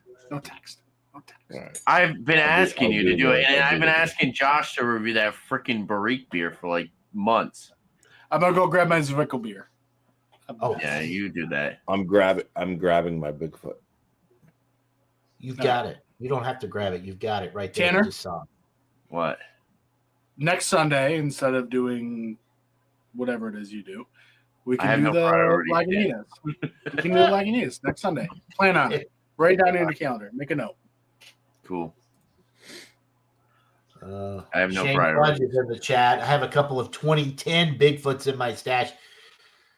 Why don't you get on here and drink one then, Fudge? Right. Well, He this bitch drunk is one being by opened. himself I because just he didn't opened it. respond to There's my no messages turning back. earlier. Let him just sit there and marinate on his, own sad sack of a life. So I picked this up back when it first came out, just Enjoy one this. single bottle, and I Nice. wanted to age it, and I think it's it's been I don't know, Couple months. 3 months. It's been like 3 months now. There you go. Oh no, wait, it's been almost a year. This This was back in 2020. December 28th, 2023. Oh, there you go. All right. So it's been almost a I year. always I've had forget it. they bottle it at the end of the year, so almost a year. Good for you. Yeah, so it's got that sudsy khaki head. It's got that amber kind of cherry-like body coloration. It is clear. You can see through it. Don't see like much carbonation, but there's some carbonation going up through it. It smells of dark fruit and pine. And mahogany. Breadiness. Does it smell of? Always reminds me a little bit of like monkey Does bread. it smell of rich mahogany and leather-bound books? It does. It does. A little Rob Burgundy reference for you. Anyway, sorry, I'll shut up.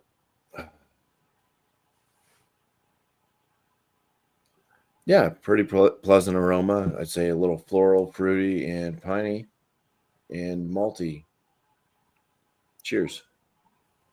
Cheers, dude. Cheers.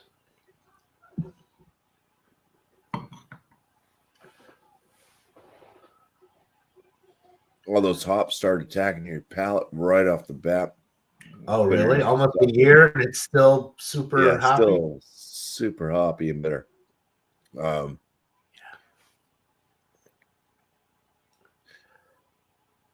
Floral is definitely piney. I'd say grassy. Man, that's a big punch of bitterness. Did you keep that in your fridge the whole time? I did. Okay. So it might have changed a little in the cellar then, possibly. I kept it vertical in my fridge. Vertical, no, horizontal in my fridge. Yeah. I'll see what mine turns into. Horizontal. What does that mean? Yeah, you get some of the malt. It's got some like grain, like real grainy type notes to it. If this was some type of bread, what would it be? It would be like one of those like seven grain breads where you get like the little seed shit that they put on the outside of those breads, like sunflower seed, little nuttiness, champignon. Yeah. But yeah, damn, a lot of grass and pine.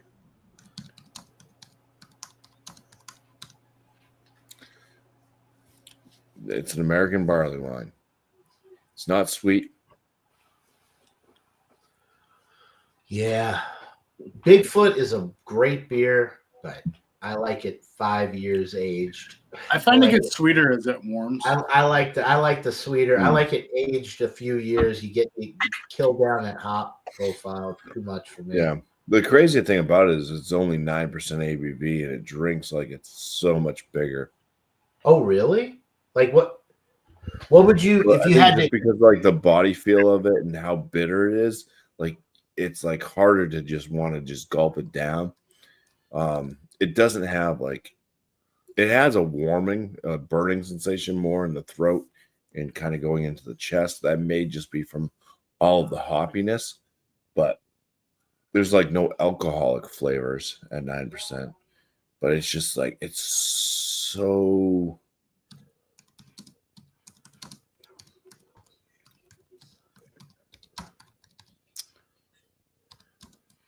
I don't have the words.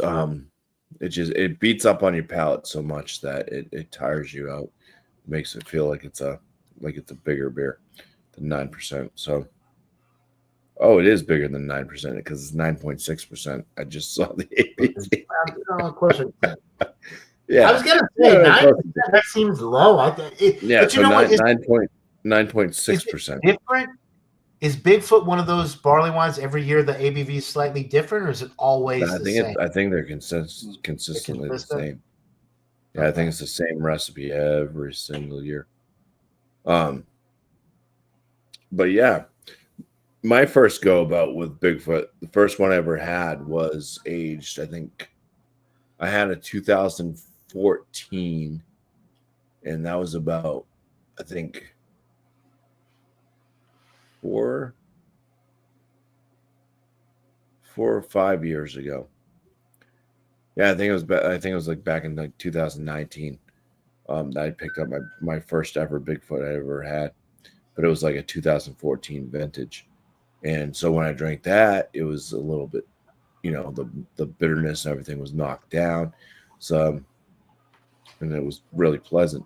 So I was really surprised the next year when I found a fresh one. And I was like, whoa, this is bitter as hell. Yeah, it's a classic. I mean, obviously it's been around for decades, and it's one that can definitely age and can change with age, and never disappoints. I mean, it's like you got to know what you're kind of expecting when you get into the Bigfoots. If they're super fresh, expect it to be, or even within a year, apparently. Expect that bitterness just to be like overwhelming. What temperature did you keep that at? No, I don't have a digital fridge. My beer fridge is set at 6. Okay. So it's probably about 34, 35 degrees. I'll have to open mine. Because sometimes when you keep them in the fridge, it just kind of preserves it rather than let it. Yeah, so I didn't like cellar age this thing. Yeah. So I don't have a cellar. I mean, I could put it underneath. So, like, if you leave a trailer. Bigfoot, that's interesting, Dan. So, if you leave if you put one of the Bigfoots in the fridge and keep it in the back of your fridge for like 2 or 3 years, the hops will fade less than if you just keep it at room temperature. Is what you're saying? Yeah. Yeah. Okay, that makes sense because I've done that before. I just didn't want to leave it out. Like I could just leave it out, but it would be a fluctuating temperature in here. It's not. So in April, me and Mike opened up a 2013 vintage, and it still had the hops a little bit, but it was far less than what it used to be. But that's a lot of age on it too. That's like. That's 20. Yeah. What did you say? 2013. So it's like 7, 8, 9, 8 10 years. 10 years.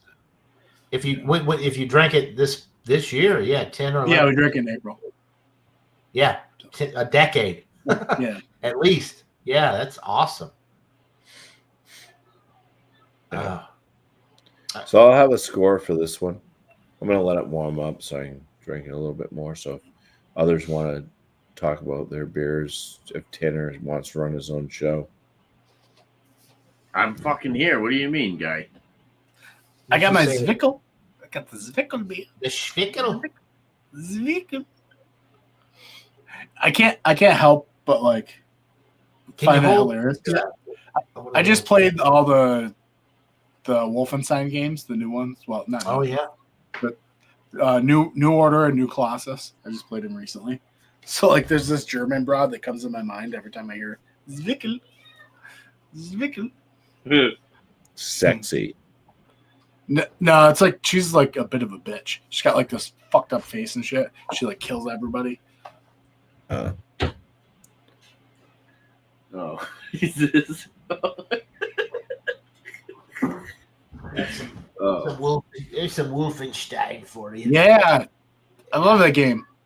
Yeah, I played the New Order. John, you know who I'm talking. The blonde broad. Yeah. The one that gets destroyed by the robot thing at the end of the game. Yeah. So yeah, just she was like an older. Yeah, she was like an older lady. She wasn't like. Yeah. She wasn't like a blossoming. You want to taste my Zwickel beer? Bosom.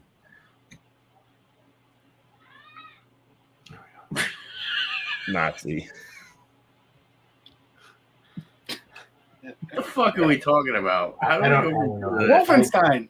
Zwickel beers. Wolfenstein, yeah, but I don't know what Bumpy's. He kind of goes on. Who knows? Yeah, Bumpy just gets off track like very easily.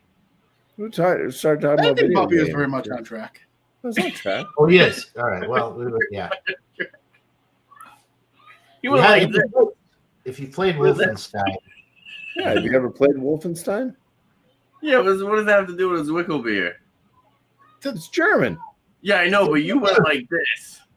Oh, because he started talking about the lady that, reminded him of from Wolfenstein. And then, so I had to, well, it was the older lady who was like she was like the leader of, basically.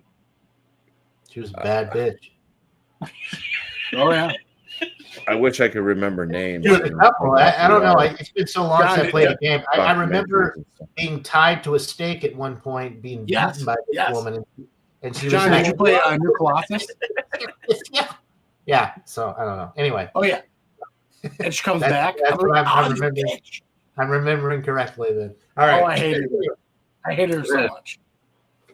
Oh, I didn't read my the vehicle beer must be shared with the world right now. This is probably one of my favorite beers by Evil Twin. Oh yeah. But is it German? No. Oh, it is German, actually. Oh yeah. Green out German girl. You must drink it. I'm gonna give this like a. You must drink the beer. And I said you. I'm gonna give it a 95. I really like it. It's like up there for me. There you go. It's a good picture. This is really up there for me. It hits all the margins for like being a German Pilsner, but then you get the American oak.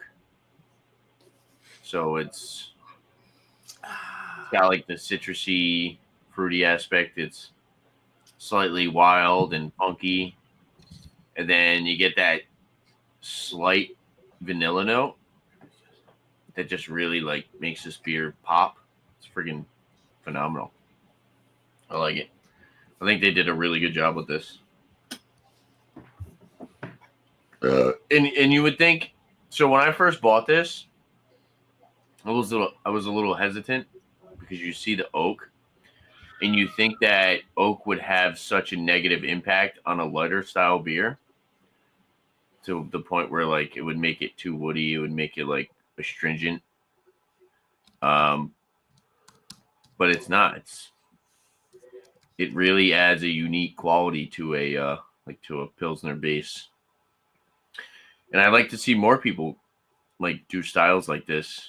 Just very hard to come by. It's not really a style you often see. A Pilsner finished on oak, or like aged in an oak barrel. Indeed. Well, they do like the fruiter age stuff, right? Fruiter age Pilsners. Probably. I don't. They're really hard to come by as well. But then those are a little bit more funky because that's like open fermentation. Open casket. So like they'll have like an open fruiter that's like open, so it's more exposed. Right, so he can get all that outside influence. Yeah. I mean, that's the danger. Probably an American oak barrel, I would assume. Right.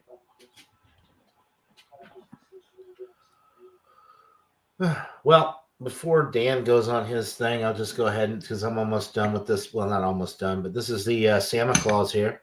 Yeah, screw Dan. I mean, no, Dan's coming up real quick. I just gotta drink my beer so I don't have to. So yeah, the Santa Claus Classic Malt Liquor. It's a wonderful beer. It's super sweet. You may be offended by it if you are looking for a really balanced beer, but if you like sweet malt forward beers, nice bready notes, caramel toffee, all of that stuff as well. A little bit of Belgian candy sugar type notes, maybe a little bit of dark fruit in there, with the alcohol being well masked, and it almost drinks like a. I don't know. It's well, whatever I just said. That'll suffice. I don't need to get too crazy with it. I'm going to give this a 98. This is a world class. It's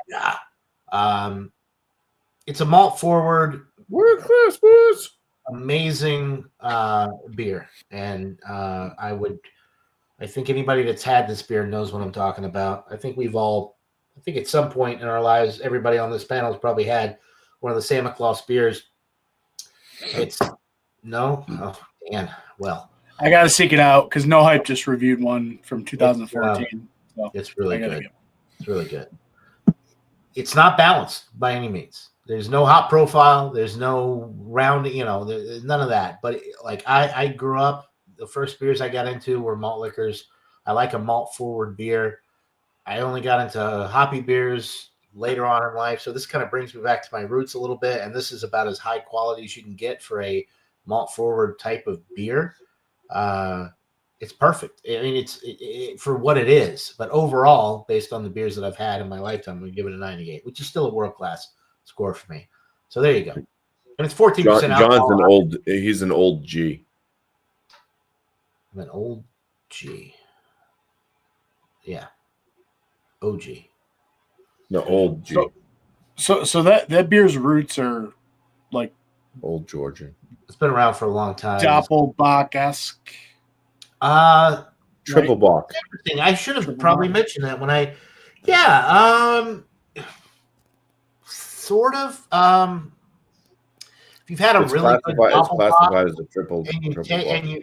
if you've had a really good Doppelbock, imagine a more concentrated version of that. Yes, a lot of similar flavors. I would say that there's a little bit more sweetness, like if like the Belgian candy sugar type notes maybe are a little bit more emphasized, more up in your face.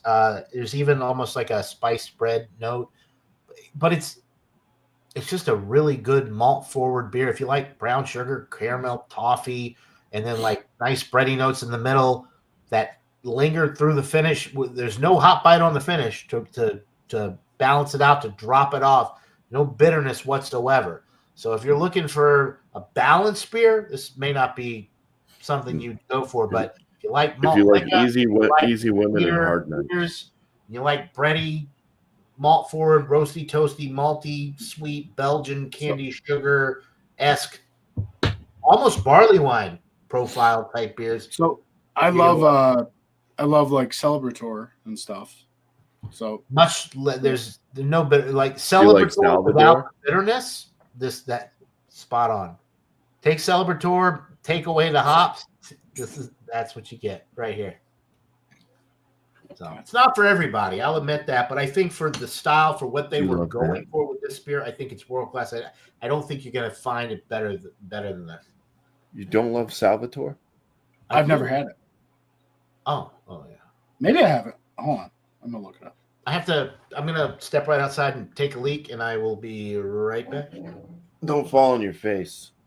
Take a bumpy leak. I won't. Your facial imprint is still on the. It's like the shroud of. It's like Shroud of Turin on my. You go out there and pray to it right here. Oh, the bumpy face. Yeah, take a bumpy leak. We all gotta leave Dan alone so he can collect his thoughts. I also like Corbinian. Corbinian's not too bad. Never heard of it. It's from Weifestaner. Oh yeah. Is there Doppelbock? Called it something different. It's Corbin. Corbinian. It's like Korbin.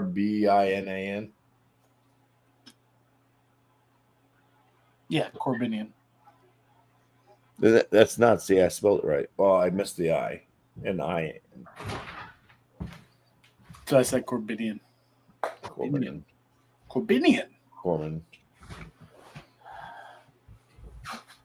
What happened to Tanner? Why does he have his back turned to us? Yeah, no, Tanner went to go take a shower and Take a shower? Yeah, it's crazy. Okay. All right, Dan. You thinking of beer? Zwickelbier. You thinking of beer? What's you have? So, do you know what that is? Do you know what a Schwickelbeer is? Yeah. Caliber. I've heard of them. Yeah, I don't know if I've ever actually had a beer. A Zwickelbeer is a young like Helles, Yeah. I believe. It's unfiltered. Young color beer. Color beer. Okay. Well, So this is Von Trapp in collaboration with Brauerei Hofstetter out of St. Martin. And Are this you is the- reviewing that? Can I pull you up? What's that? I said, are you Yes, reviewing pull him that? up. I've been talking about the beer. He's reviewing. Little big. I'll do the same job. I don't care. 5.3 ABV. I like the label. I like that label too. It reminds me. I'm getting Christmas vibes with the red and the green too. It's like a holiday, something like holiday vibes going on here. So I really like. I just love the Stowe style beers they do. They're just You know what is generally missing pretty though? good. On Trap, we were right. We almost Missing, went to it's On missing Trap. the girls that bring out all the steins Me- with the bosoms pushed up. Missing that. Zwickelbier. I almost went to Von Trapp Brewery with Tanner and Bumpy, but we decided not to go. You know what I heard though? It's a good thing that you ordered us pizza instead, because I heard that the dinner place there at Von Trapp, like it's like $70 a plate. Oh, really? Yikes. Yeah. Well, I ran out of money, so that would have been a bad. My last day, I was like, yeah. Yikes. Why? I don't know. So crazy. Pay more for the. Tanner sounds like he's on a It's security microphone thing. Huh? We got an intruder. This is how we fake the moon landing. Yeah. In the background, Zwickelbier.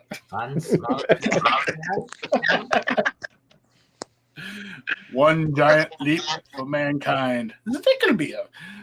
All right. Yeah. So similar to Tanner's beer, this head is very soapy and frothy, bubbles of all sorts of shapes, sizes. Very hazy. In the light, it's more golden. I'll bring it back.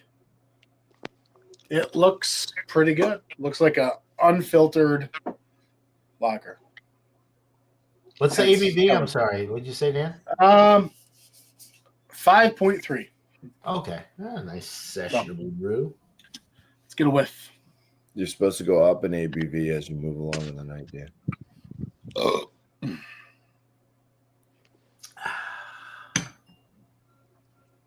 I feel like this is a lot like Tanner's beer. The way he described it. Funky. It's got a bit of funk to it. There's like this little oaky presence to it. It's a Cuban cigar. It's an actual real Kinda Cuban like- cigar. Bright citrus, a little bit lemongrass kind of thing. A little Chardonnay, like honey Chardonnay kind of vibe to it. Sounds good, dude. It smells bright, just very bright, like middle of a field bright. Let's get a taste of the Zwickelbier. Cheers. Cheers, bro. Yes.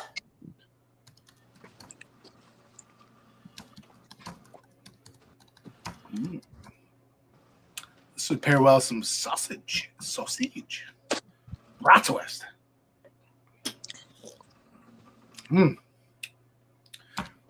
Wow, that's stripping all the saliva away. That is drier than a motherfucker on the back end.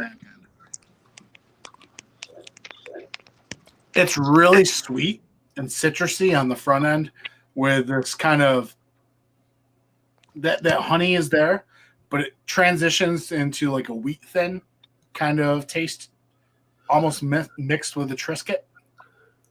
But then on the back, there's just this saliva stripping dryness that you would associate with like a dry wine. But there is this kind of vegetal hoppy presence as well.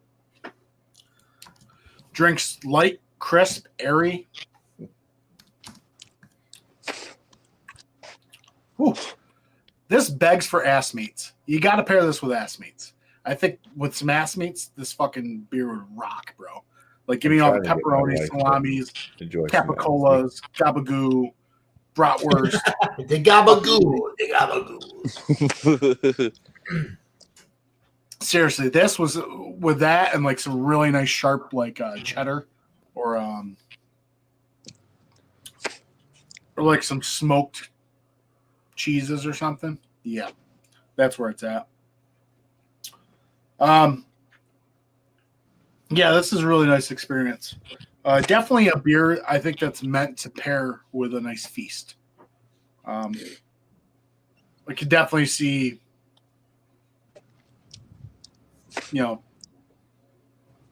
in Germany with a big plate of just like fucking brats and German potato salad and shit, just down in this stuff. It's good, but that drying on the back end, you need something. You almost want something salty to make you want to keep drinking more. It's like a tale of two halves. That front half is super sweet, nice citrus, that honey character, like I said, and that back end just drops out. Zwickelbier. I shall give you a 4.1 out of 5. Oh, It's a goddamn great lager. Good lager, not great. Good. so yeah, 4.1 is like what mid B. Yeah, mid B. Have you guys had anything from Notch? Yeah, I have not in a long time. They have like a shit ton of like German food at their breweries. There's one in, I think it's Salem, Mass. And they have like, they're pretty much like a full like lager. They're kind of like what's the other one that we always drink? The other like straight Schilling. They're kind of like Schilling. But they have like all the different lagers and German beer styles. what do we have? That's why I had last night. I had a black lager by them.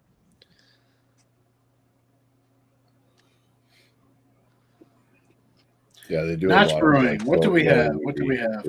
Oh yeah, Keith had sent us Notch Brewing. It was called Lost in the Dream. It was a Rausch beer from Notch. Yeah, And they do a lot of like they do pretty much only German styles like lagers and stuff. Yeah. So. Bumpy, I wish Cheers. Bumpy still had controls. Cheers, dude. Well, let me put this down for a second. All I asked was that made by Cuban midgets? No, Your little tiny Cuban cigar. no, they're like cigarillos, bro.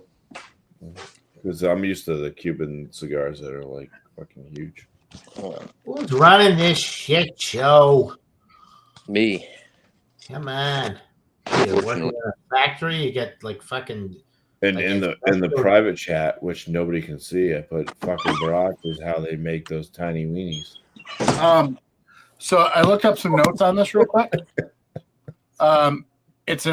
They classify it as an unfiltered pale lager brewed with Austrian-grown Heinz Hassa organic malt and malling hops. There you go, John. Yeah. Bright floral zesty hop with crisp and light finish. There we go. Zwickelbier.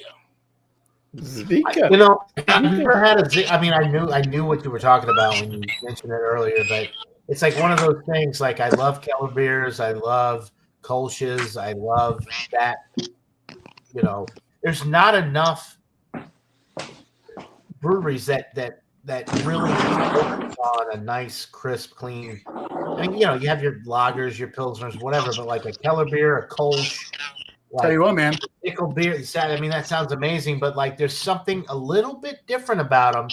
The crispy factor, the crispness, the refreshing qualities go up a little bit more when you. Yeah.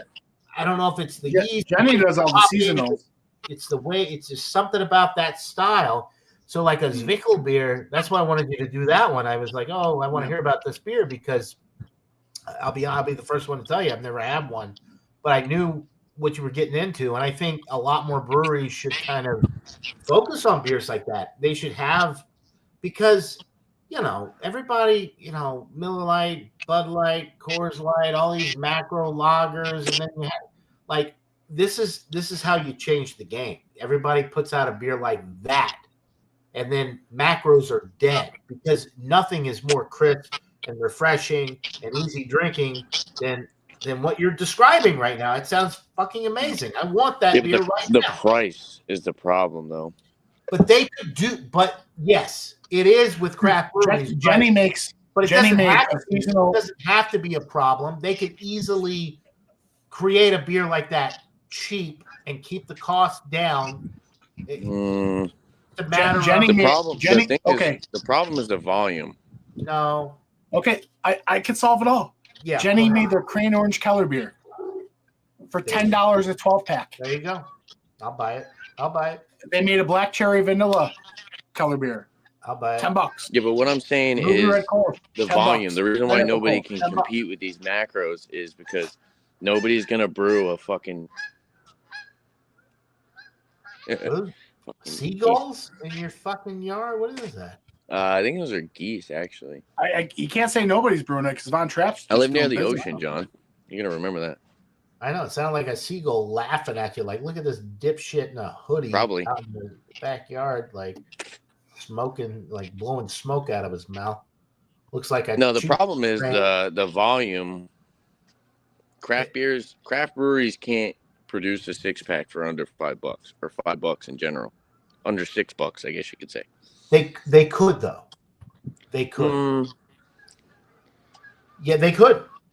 They could. They don't have to right now because of the demand. You have macro. The problem is not price point or the production costs, because there's a lot of big. I guarantee you, Treehouse, as big as they've become, they could put out a cheap Kolsch or Zwickel beer or whatever, and they could sell it for like $6, $7 a 6-pack. They could totally I don't do know. that. They have the means, it's hard. they have the production, they have the equipment.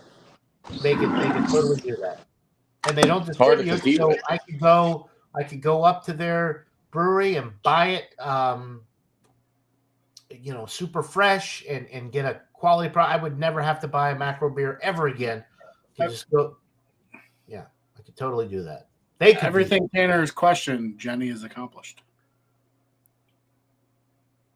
Tanner's gone now, apparently. On both of his. Anyway, Bumpy's back though. Hello, Bumpy. Hello.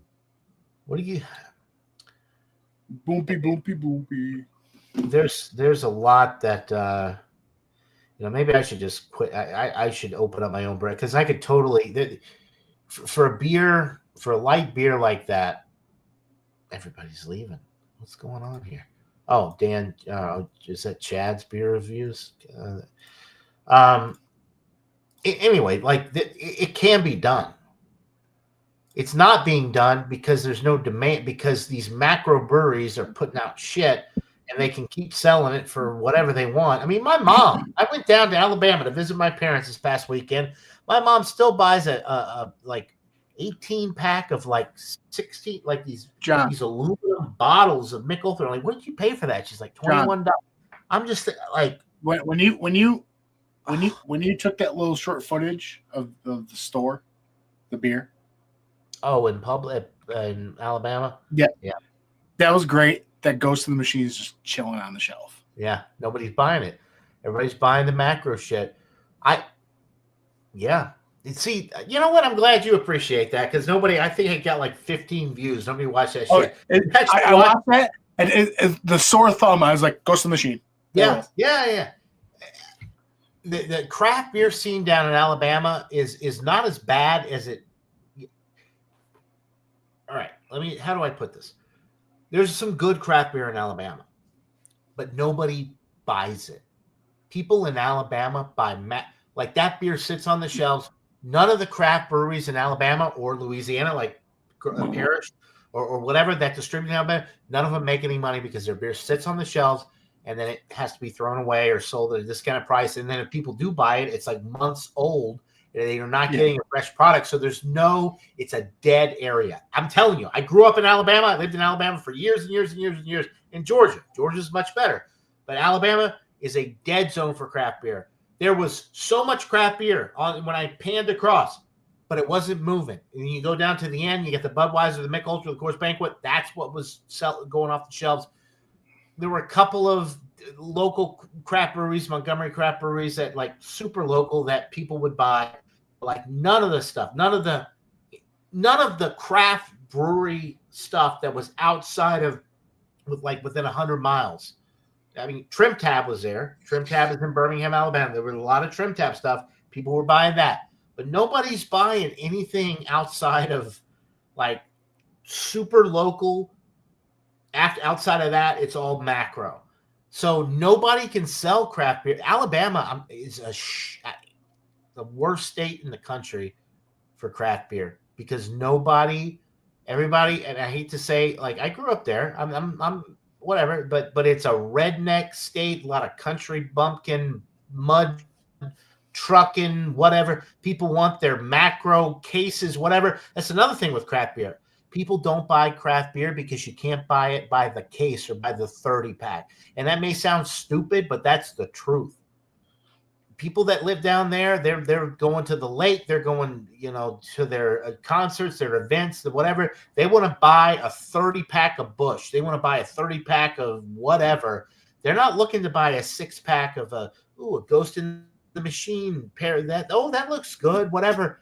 People, it's a different world down there. Up here, craft beer in New England and in New York and up here in the Northeast and out West, it's great. But then you have like dead zones. Alabama's a dead zone. I don't know about Arizona, Montana. There's a couple of states I've never had craft beer from. Montana's one of them. Arizona's one of them.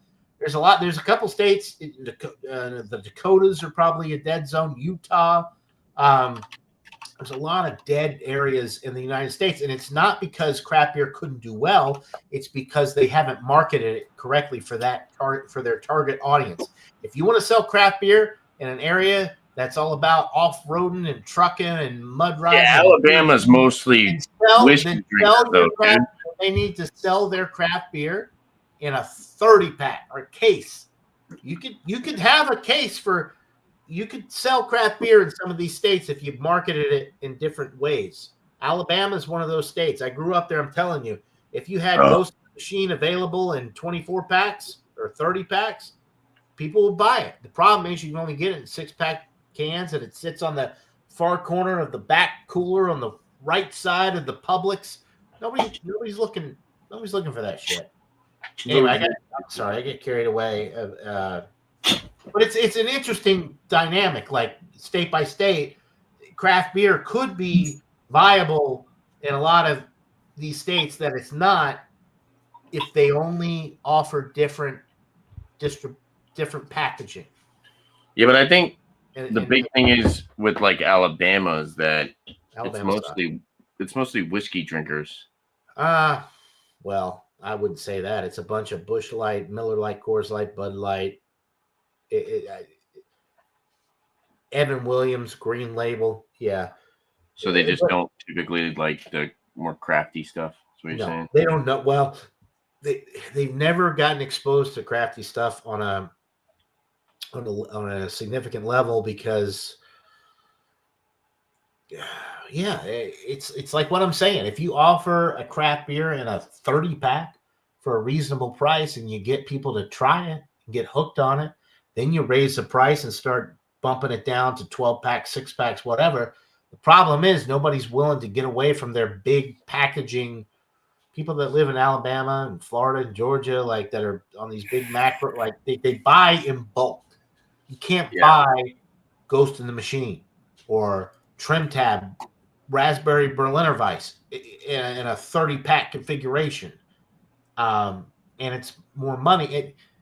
The opportunity is there, but the people that live in these states that brew this beer are appealing to people like us in other states where craft beer is much bigger, and they're not really appealing to their customer base where they are currently, and they could do much better.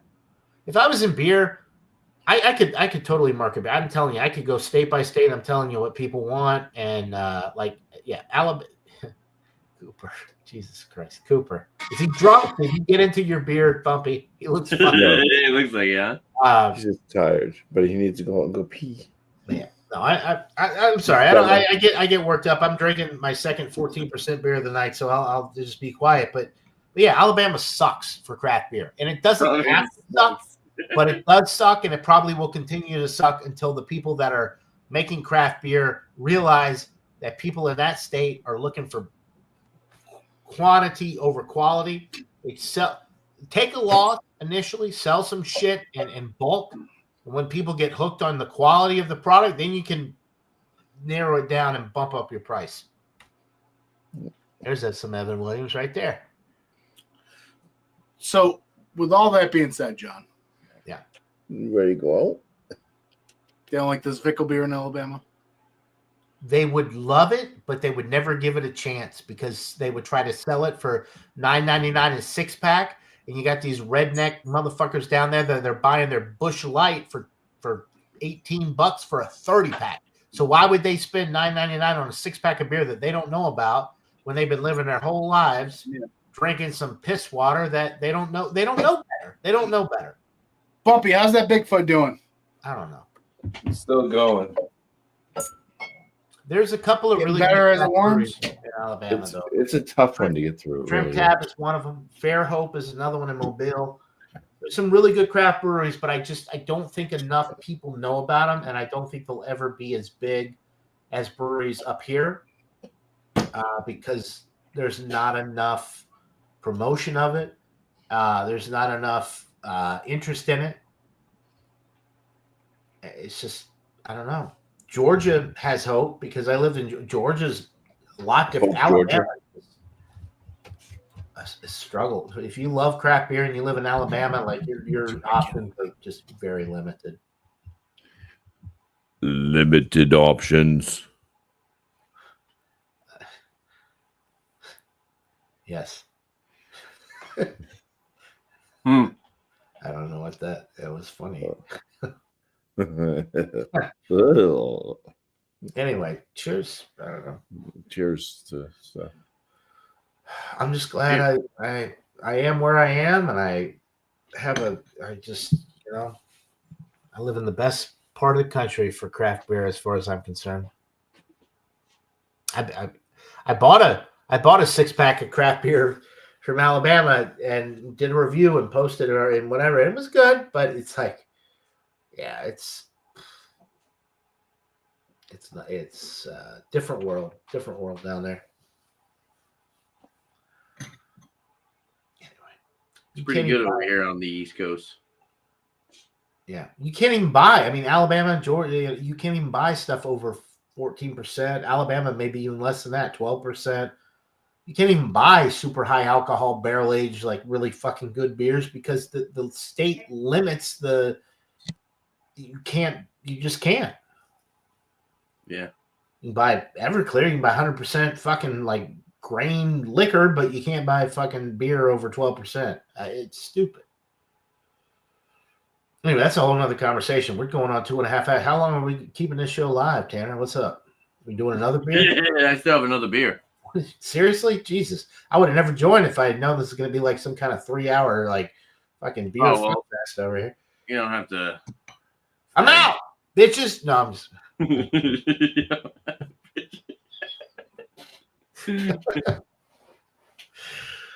Oh, Jesus. I will review my last beer though. Well, let me pull myself up. All right. I have from Levante Brewing Company. This is Cool Joe. The Joe that actually shows up to Beer Tuber Palooza. Shots fired. Oh yeah. This is from Joe who works at Levante. He gave everybody a bunch of cans. It has a stamp date, but it doesn't have a date. I mean, it has a stamp on the bottom, but it doesn't have a date. I don't understand how that happened.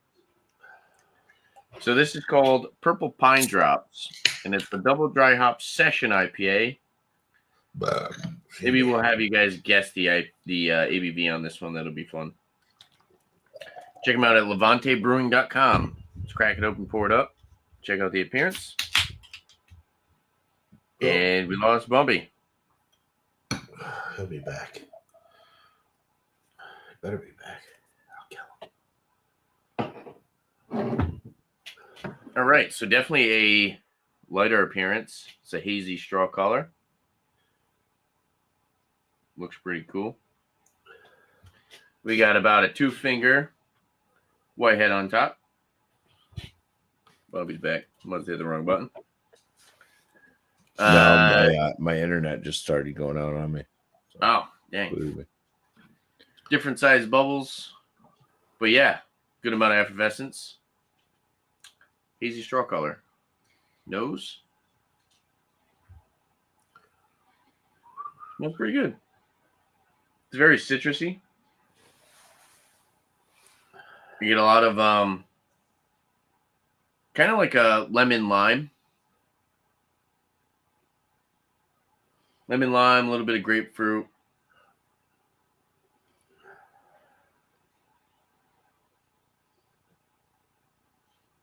Maybe a little bit of pineapple. Smells very citrusy and fruity rather than tropical, though. Slight acidity. There's a little bit of a sour note. Biscuity breadiness. And yeah, that touch of hop resin. Smells really good. Let's try it out. Cheers. Cheers.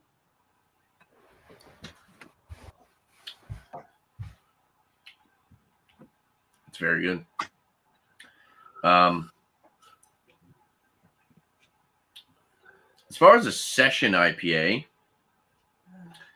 it's got some good flavor for it, but you can definitely tell it's a lower ABV.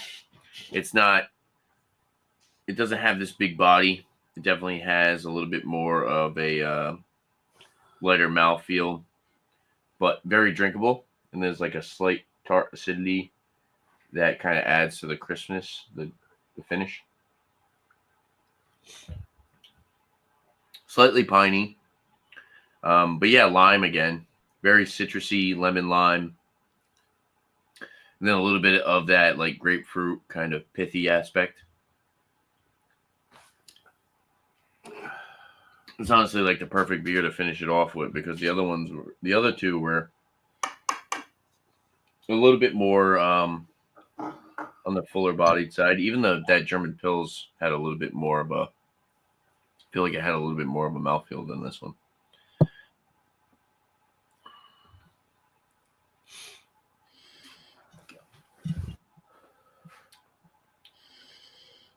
But yeah, very crisp, clean.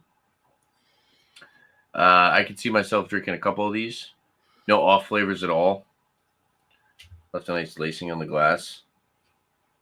What do you guys think the ABV is? So session 4.3. Who brews it again? Actually, it's a session IPA. Double dry hopped as well. 4.7. 4.7. Levante. 4.7. Levante. That's where Joe works now. Oh, I'm gonna say 4.7. He used to work at Brotherton. Actually, have his yeah. I'm gonna say 4.5. Brotherton. I have his old brewery T-shirt on. It's actually higher than that. Did Higher both of what we said? Yeah. 5.2. Want to guess again, Bubby? 5.2. 4.5. It's 5.5. Wow. 4.7. Watch me. Yeah, it's still session. It's a little bit on the higher side. But That's like a. I would consider that session, but you ask a lot of like Bud Light, Miller Light, Coors Light, 4.2 drinking motherfuckers like 5.5 is not really sessionable for a lot of little pansy ass light beer drinkers.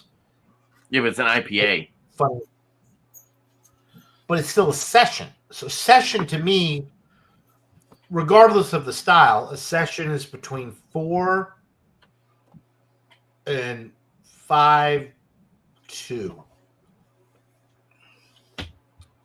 5.5 to 6 is normal. When you get 6+ is medium, and then 7+ imperial. Really? I would say I thought anything under 6 was kind of session. Not for a lot. For us, it is, but like a lot of people like only drink light beer. I mean, you look at Miller Lite, Bud Light, Coors Light, Miller High Life, Pabst, Old Milwaukee. but for They're the all session under IPA 5%, style, it's usually 4.2 to 4.8% at the top end. So you jump up from that to like a 5.5 or 6%, you're going to be rocking some people's world. I mean, I'm just This saying, is I mean, very like, good. not us, but like in general, like people drink Mick Ultra, Bud Light, Miller Lite. Like it's a whole different ball game for these people that think that's normal. Then you throw in a 5.5 or a 6% beer, and they're going to be like, "What is this, man? Party, man!" Anyway, I don't know what I'm saying. Had a couple double IPAs. Yeah, don't listen to anything I say. Maybe that would be a good conversation to have. What do you consider session? It's I all. consider this 10.5 ABV beer session. I mean, like I would consider a Bourbon County, like one Bourbon County, a sessionable beer. That's sessionable. Like, yeah, everybody's different, but like I would say most Americans are drinking Miller High Life, Bud Light, Coors Light, Miller Light, even Coors Banquet, Bud Light, Bud Heavy, whatever. You're like right at 5%. Anything above that for an average beer drinker is going to rock their fucking world. You can put them in a coma. They drink 2 or 3 like beers that are above that ABV range because it's all they know. My mom is one of those people. I grew up. She had Southpaw Light in the fridge. It was a Miller brand. It had the kangaroo on the wall. Light. Southpaw, man. Southpaw. Look it up. They don't make it anymore, but that's what I grew up drinking. Sweet sips from my mom. Red Dog, Old Milwaukee. I definitely had Red Dog. Like these are beers that are very. Southpaw Red Light. Dog's Jenny. Used to be. There's nobody drinking like 6+% beers back in the mid 90s, early 2000s. Craft beer wasn't even a thing until Sierra Nevada, Boston, beer company, Sam Adams, Sierra Nevada, and what's the other one? Anyway, everybody has Circle Jerk, and they created a couple of beers that were above 5%. They called it a movement. Anyway, I don't know. Let's just other half. All broccoli, more all broccoli, more broccoli than all broccoli. Where does it start? I'm gonna give this a more broccoli than all broccoli. More broccoli than all broccoli. Okay, thank you. I'm gonna give this a 90, A-. I think Joe and his buddies did a really good job with this. This is very good. I think we. Dan, you want to review that, or you just want to drink it? I'm just drinking it. Okay. It's other half triple. I mean, it's fucking huge. The triple. That's what's the ABV on it, Dan? 10.5. It's got Simcoe, Mosaic, Citra, Nelson Saban, Simcoe Cryo, Mosaic Cryo, Citra Cryo, Mosaic Incognito, and Citra Incognito. Woo! HDHC, more broccoli than all broccoli, triple broccoli special reserve. Fantastic. It's broccoli all ratchet. I love it. We live. You know what? This goes back to anyway what I was saying earlier. Like this is what we're drinking tonight. Like I got an 8.2, another one of the Spyglass Modest Man, Bumpy's drink. We're all drinking beer like this was not even a thing 15, 20 years ago. If everything was like light beer, the high, you get a stout. You know what this reminds me of? It reminds me of if Juicy Fruit Bubblegum made a blueberry variant. Don't tease me. That's what it reminds me of. Now we need to contact Juicy Fruit. I want Juicy Fruit. Seriously, it's like Juicy Fruit Bubblegum, but a blueberry. Fantastic. All right, I need to get that beer. Maybe I can find that other half. I do get other half, but I feel like I'm just going to be disappointed. So I'm going to ask. I'm going to have to. You're going to have to send me that. Canned on. You're going to have to send it to me here. Oh wow. Yep. Canned on 12. Oh, you can buy it off their what? website. It was canned today? No, 4 days ago? Yeah. Yeah. That's like Treehouse for me. Like, see, this is the stuff. People don't know. Yeah, Tanner, you get that one in their box. I the can- best of I can go 2024, to right? I can go to Treehouse tomorrow Yeah. and get some IPAs and some great beer that are canned like that day, 2 days before, whatever. That's the great thing about where Dan, like with the other half stuff. There's something What's to the name be of that one, said. Dan? There's something to be said about that. HDHD, more broccoli than all broccoli, triple broccoli special reserve. And there's no broccoli Okay. in the beer, folks. Anybody out there that's watching live right now? $130 for a case. Just the name. It's just the name, folks. Although if there was broccoli, Dude, beer, I just and so I've had this beer before on tap last year. No, earlier this year. But this one, fucking excuse juicy me. all day, dude. Holy fuck. I got a question for you, Dan. Mm. As a bald man, you're rocking a hairline like that and you wear a fucking hat all the time, you son of a bitch. How dare you? Look at you. Fuck you. Go fuck yourself. Fuck you.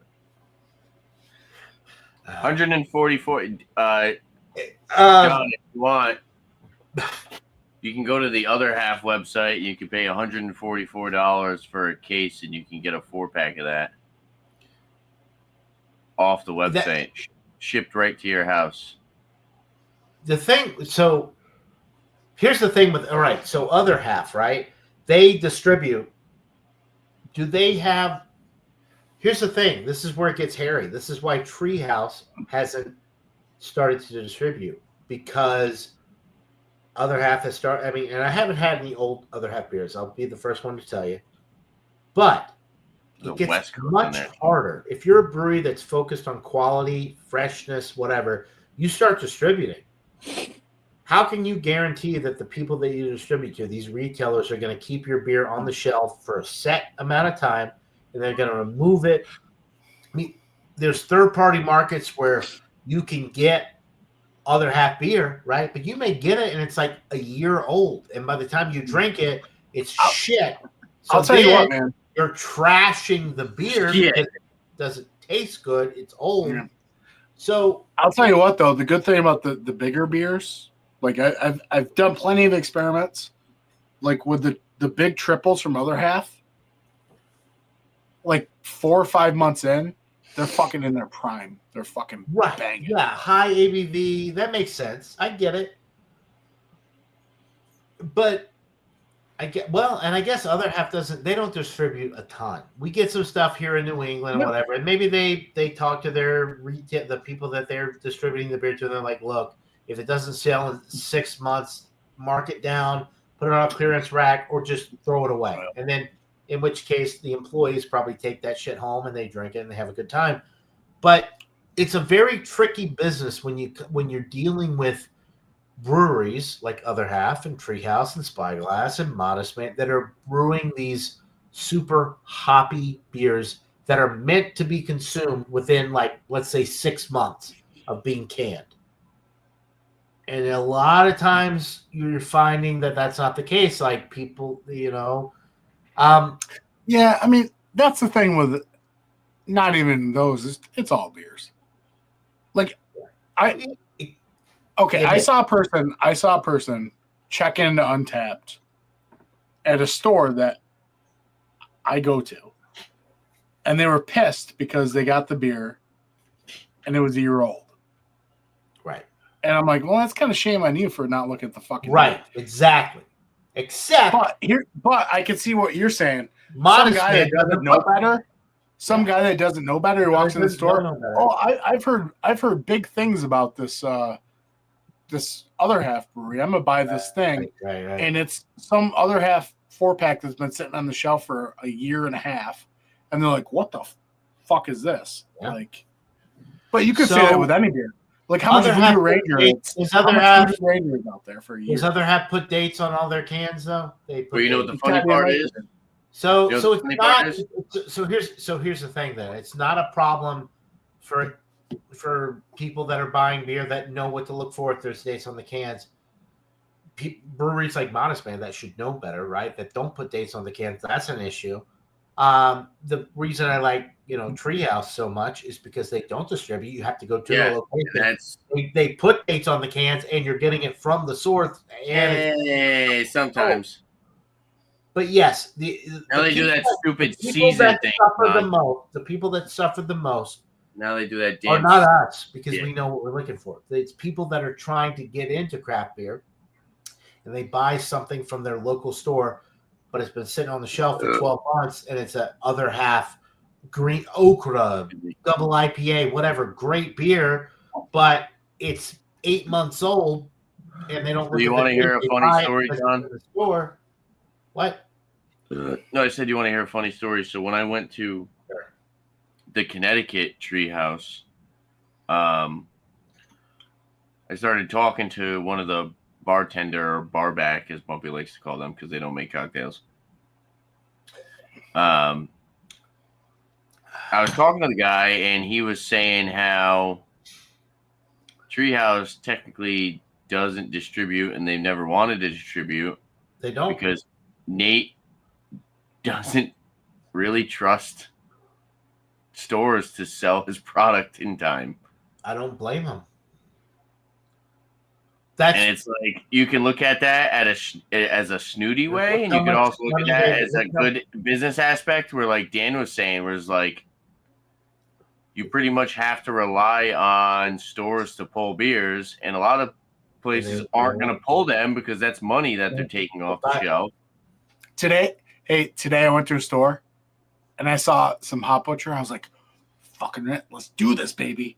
I picked it up. It was a 4-pack of Double Grid. I looked at the bottom, July 14th, 2023. Yeah. I said, go fuck yourself. Yeah. I don't blame you. I think more people are getting wise to the date stuff, and I think. But then another thing was, he was talking about how the Connecticut brewery, if you get anything brewed out of there, it's very small batch. Yeah.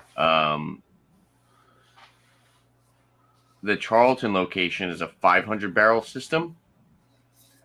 The Connecticut location is like a 50 barrel system. It doesn't matter though because they don't distro. So if you can't, No. I'm saying as far as like, it does matter because that's like buying a small batch bourbon. No, it doesn't. No. It could fluctuate like a little bit. No.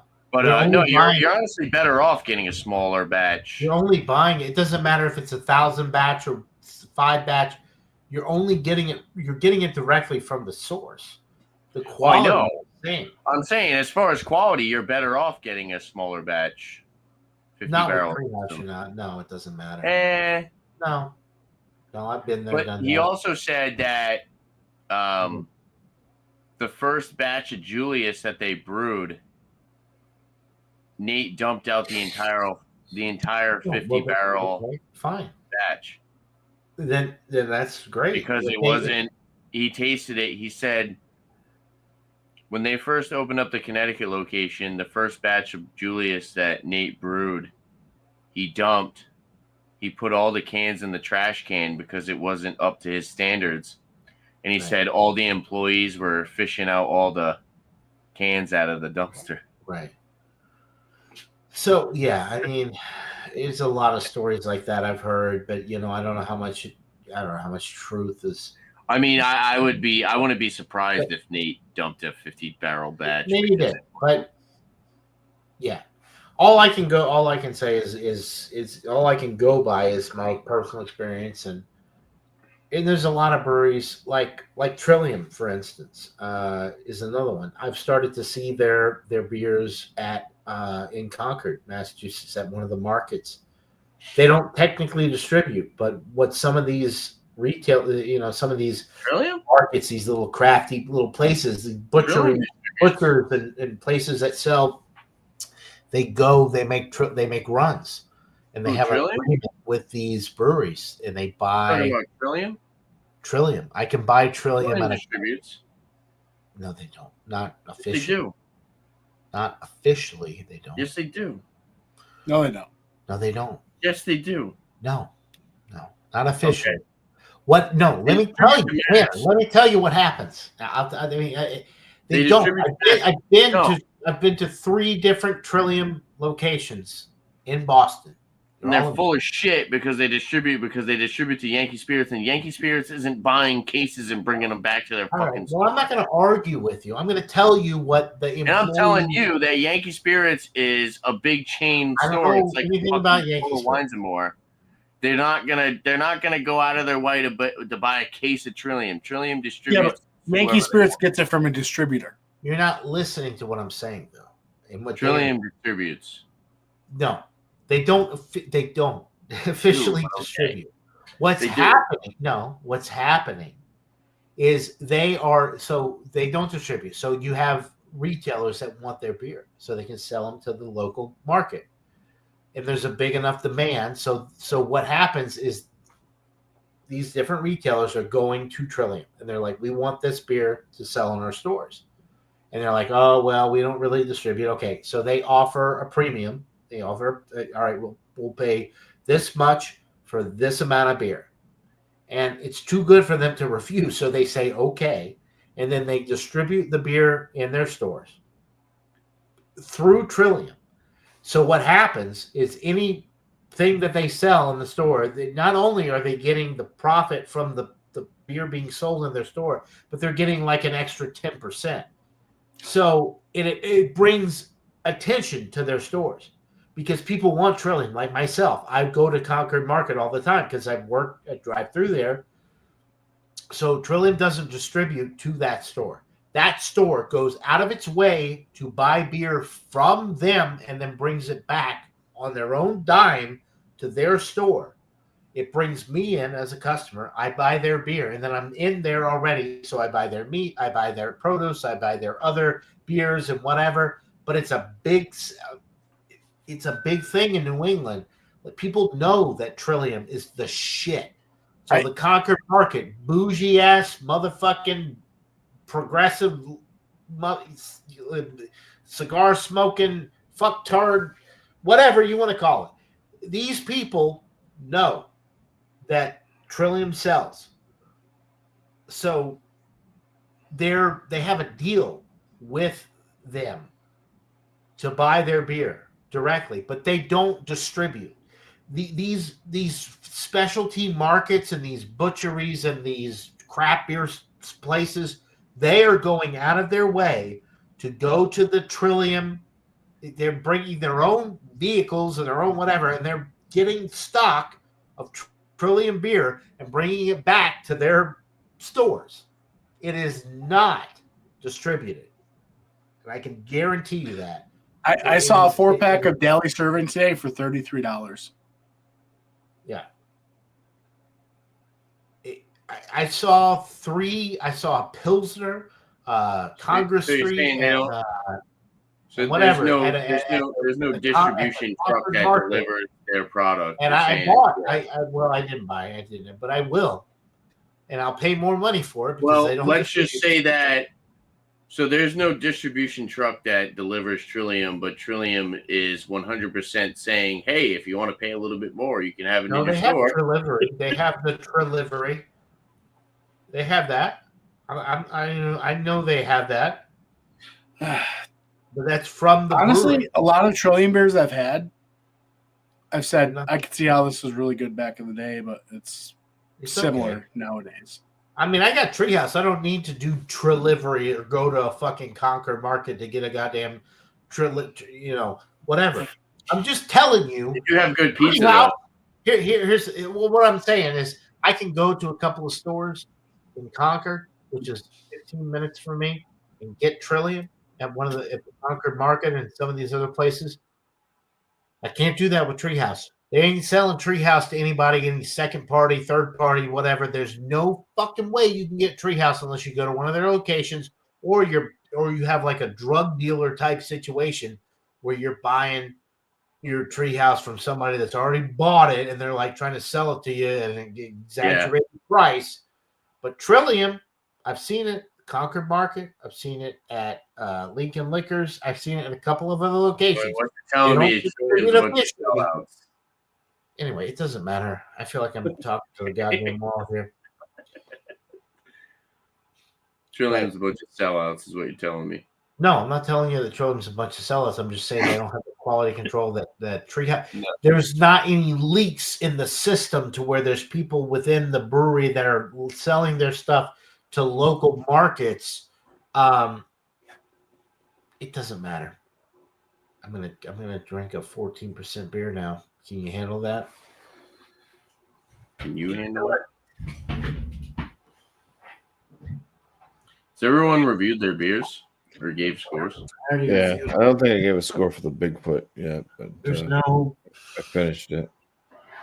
Everybody finish their beer. We're going on 3 hours live. Tanner, what are you doing? What kind of live show is this? Who's watching this? 4 people. Off the air right now. I want to hang out with you, and I want to talk so much shit that you can't even imagine. Do some shout outs. Shout out your channel there, jackass. I'm cracking open another Santa Claus Classic, 14%. All right, shout out your channel. Fuck you. My channel, Georgia Beer Reviews. If you want to watch it, watch it. If you don't want to watch it, go fuck yourself. If you're not watching it already, watching this show right now is not going to convince you to watch my channel. So go fuck yourself. How about that? Is that good enough? That was a great shout out. That might be best shout out of 2024.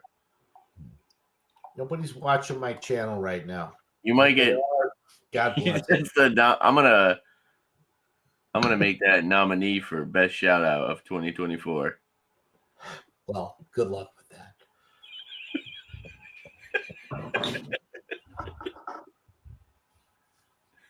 Anyway, Bumpy looks like he's just been struggling this entire time. Yeah, well, I'm tired. I've been up since 4 in the morning. I've been up since 5 in the morning. Where's the cocaine? Hey, so an hour ago I was okay. Now I'm not. Cocaine. And we lied. Yeah, the Bigfoot. I don't know. I'd kind of land it in like the bottom end. Very good.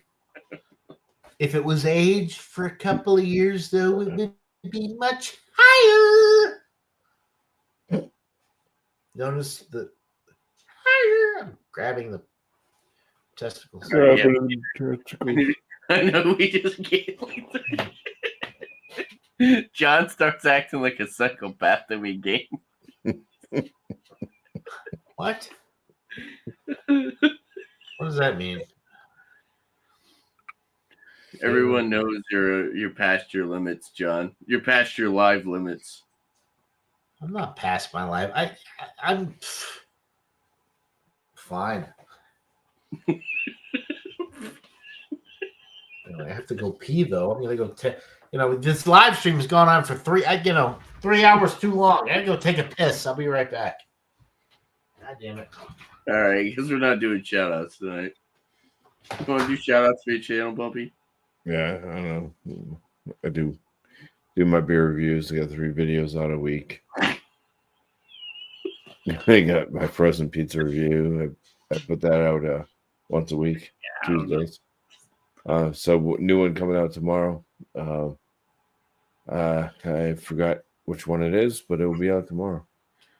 I think it's Screaming Sicilian. Revenge of Betsy. Something like that. It's an all cheese. All cheese one. You on the beer and cheese tomorrow? I hope to. I gotta pick up cheese. I don't have cheese. So. Is that 8:30 again? 8 o'clock, 8:30. I think he posted for 8 o'clock, but then he doesn't show up till 8:30. Oh, sorry about that. I should have muted myself. Yeah. All right. Well, it's been fun. I don't know what happened to Dan. It's me. It's just me on the side of my logo. Yeah, it's been fun. Shout out to the chat. Need more Treehouse and East Coast beers on the West Coast. The only big brewery I see is Genesee Brewing Company. You see in Los Angeles. In Los Angeles? Yeah, Hector's in California. You see Genesee in Los Angeles, though? Shout out to Dio, John, Bumpy, Dan, Shane Fudge, Luke, John, Paul, PA Brew News. John Paul II. Appreciate you guys. It's been fun. Yeah, we'll probably do another live stream next Monday, 8:30 p.m. Eastern time. Look out for more beer reviews, whiskey reviews, all that good stuff on my channel. And yeah, we'll wrap this up and we'll hang out off air. If anybody wants to hang out with us, I guess I'll put, there you go, links in the chat. You guys want to come up and hang out. So yeah, there you have it. If there's anything else you guys like to see on my channel, make sure to leave a comment down below. Don't forget to like and subscribe to my upcoming videos. Like a beer. Thanks for watching, guys. Cheers.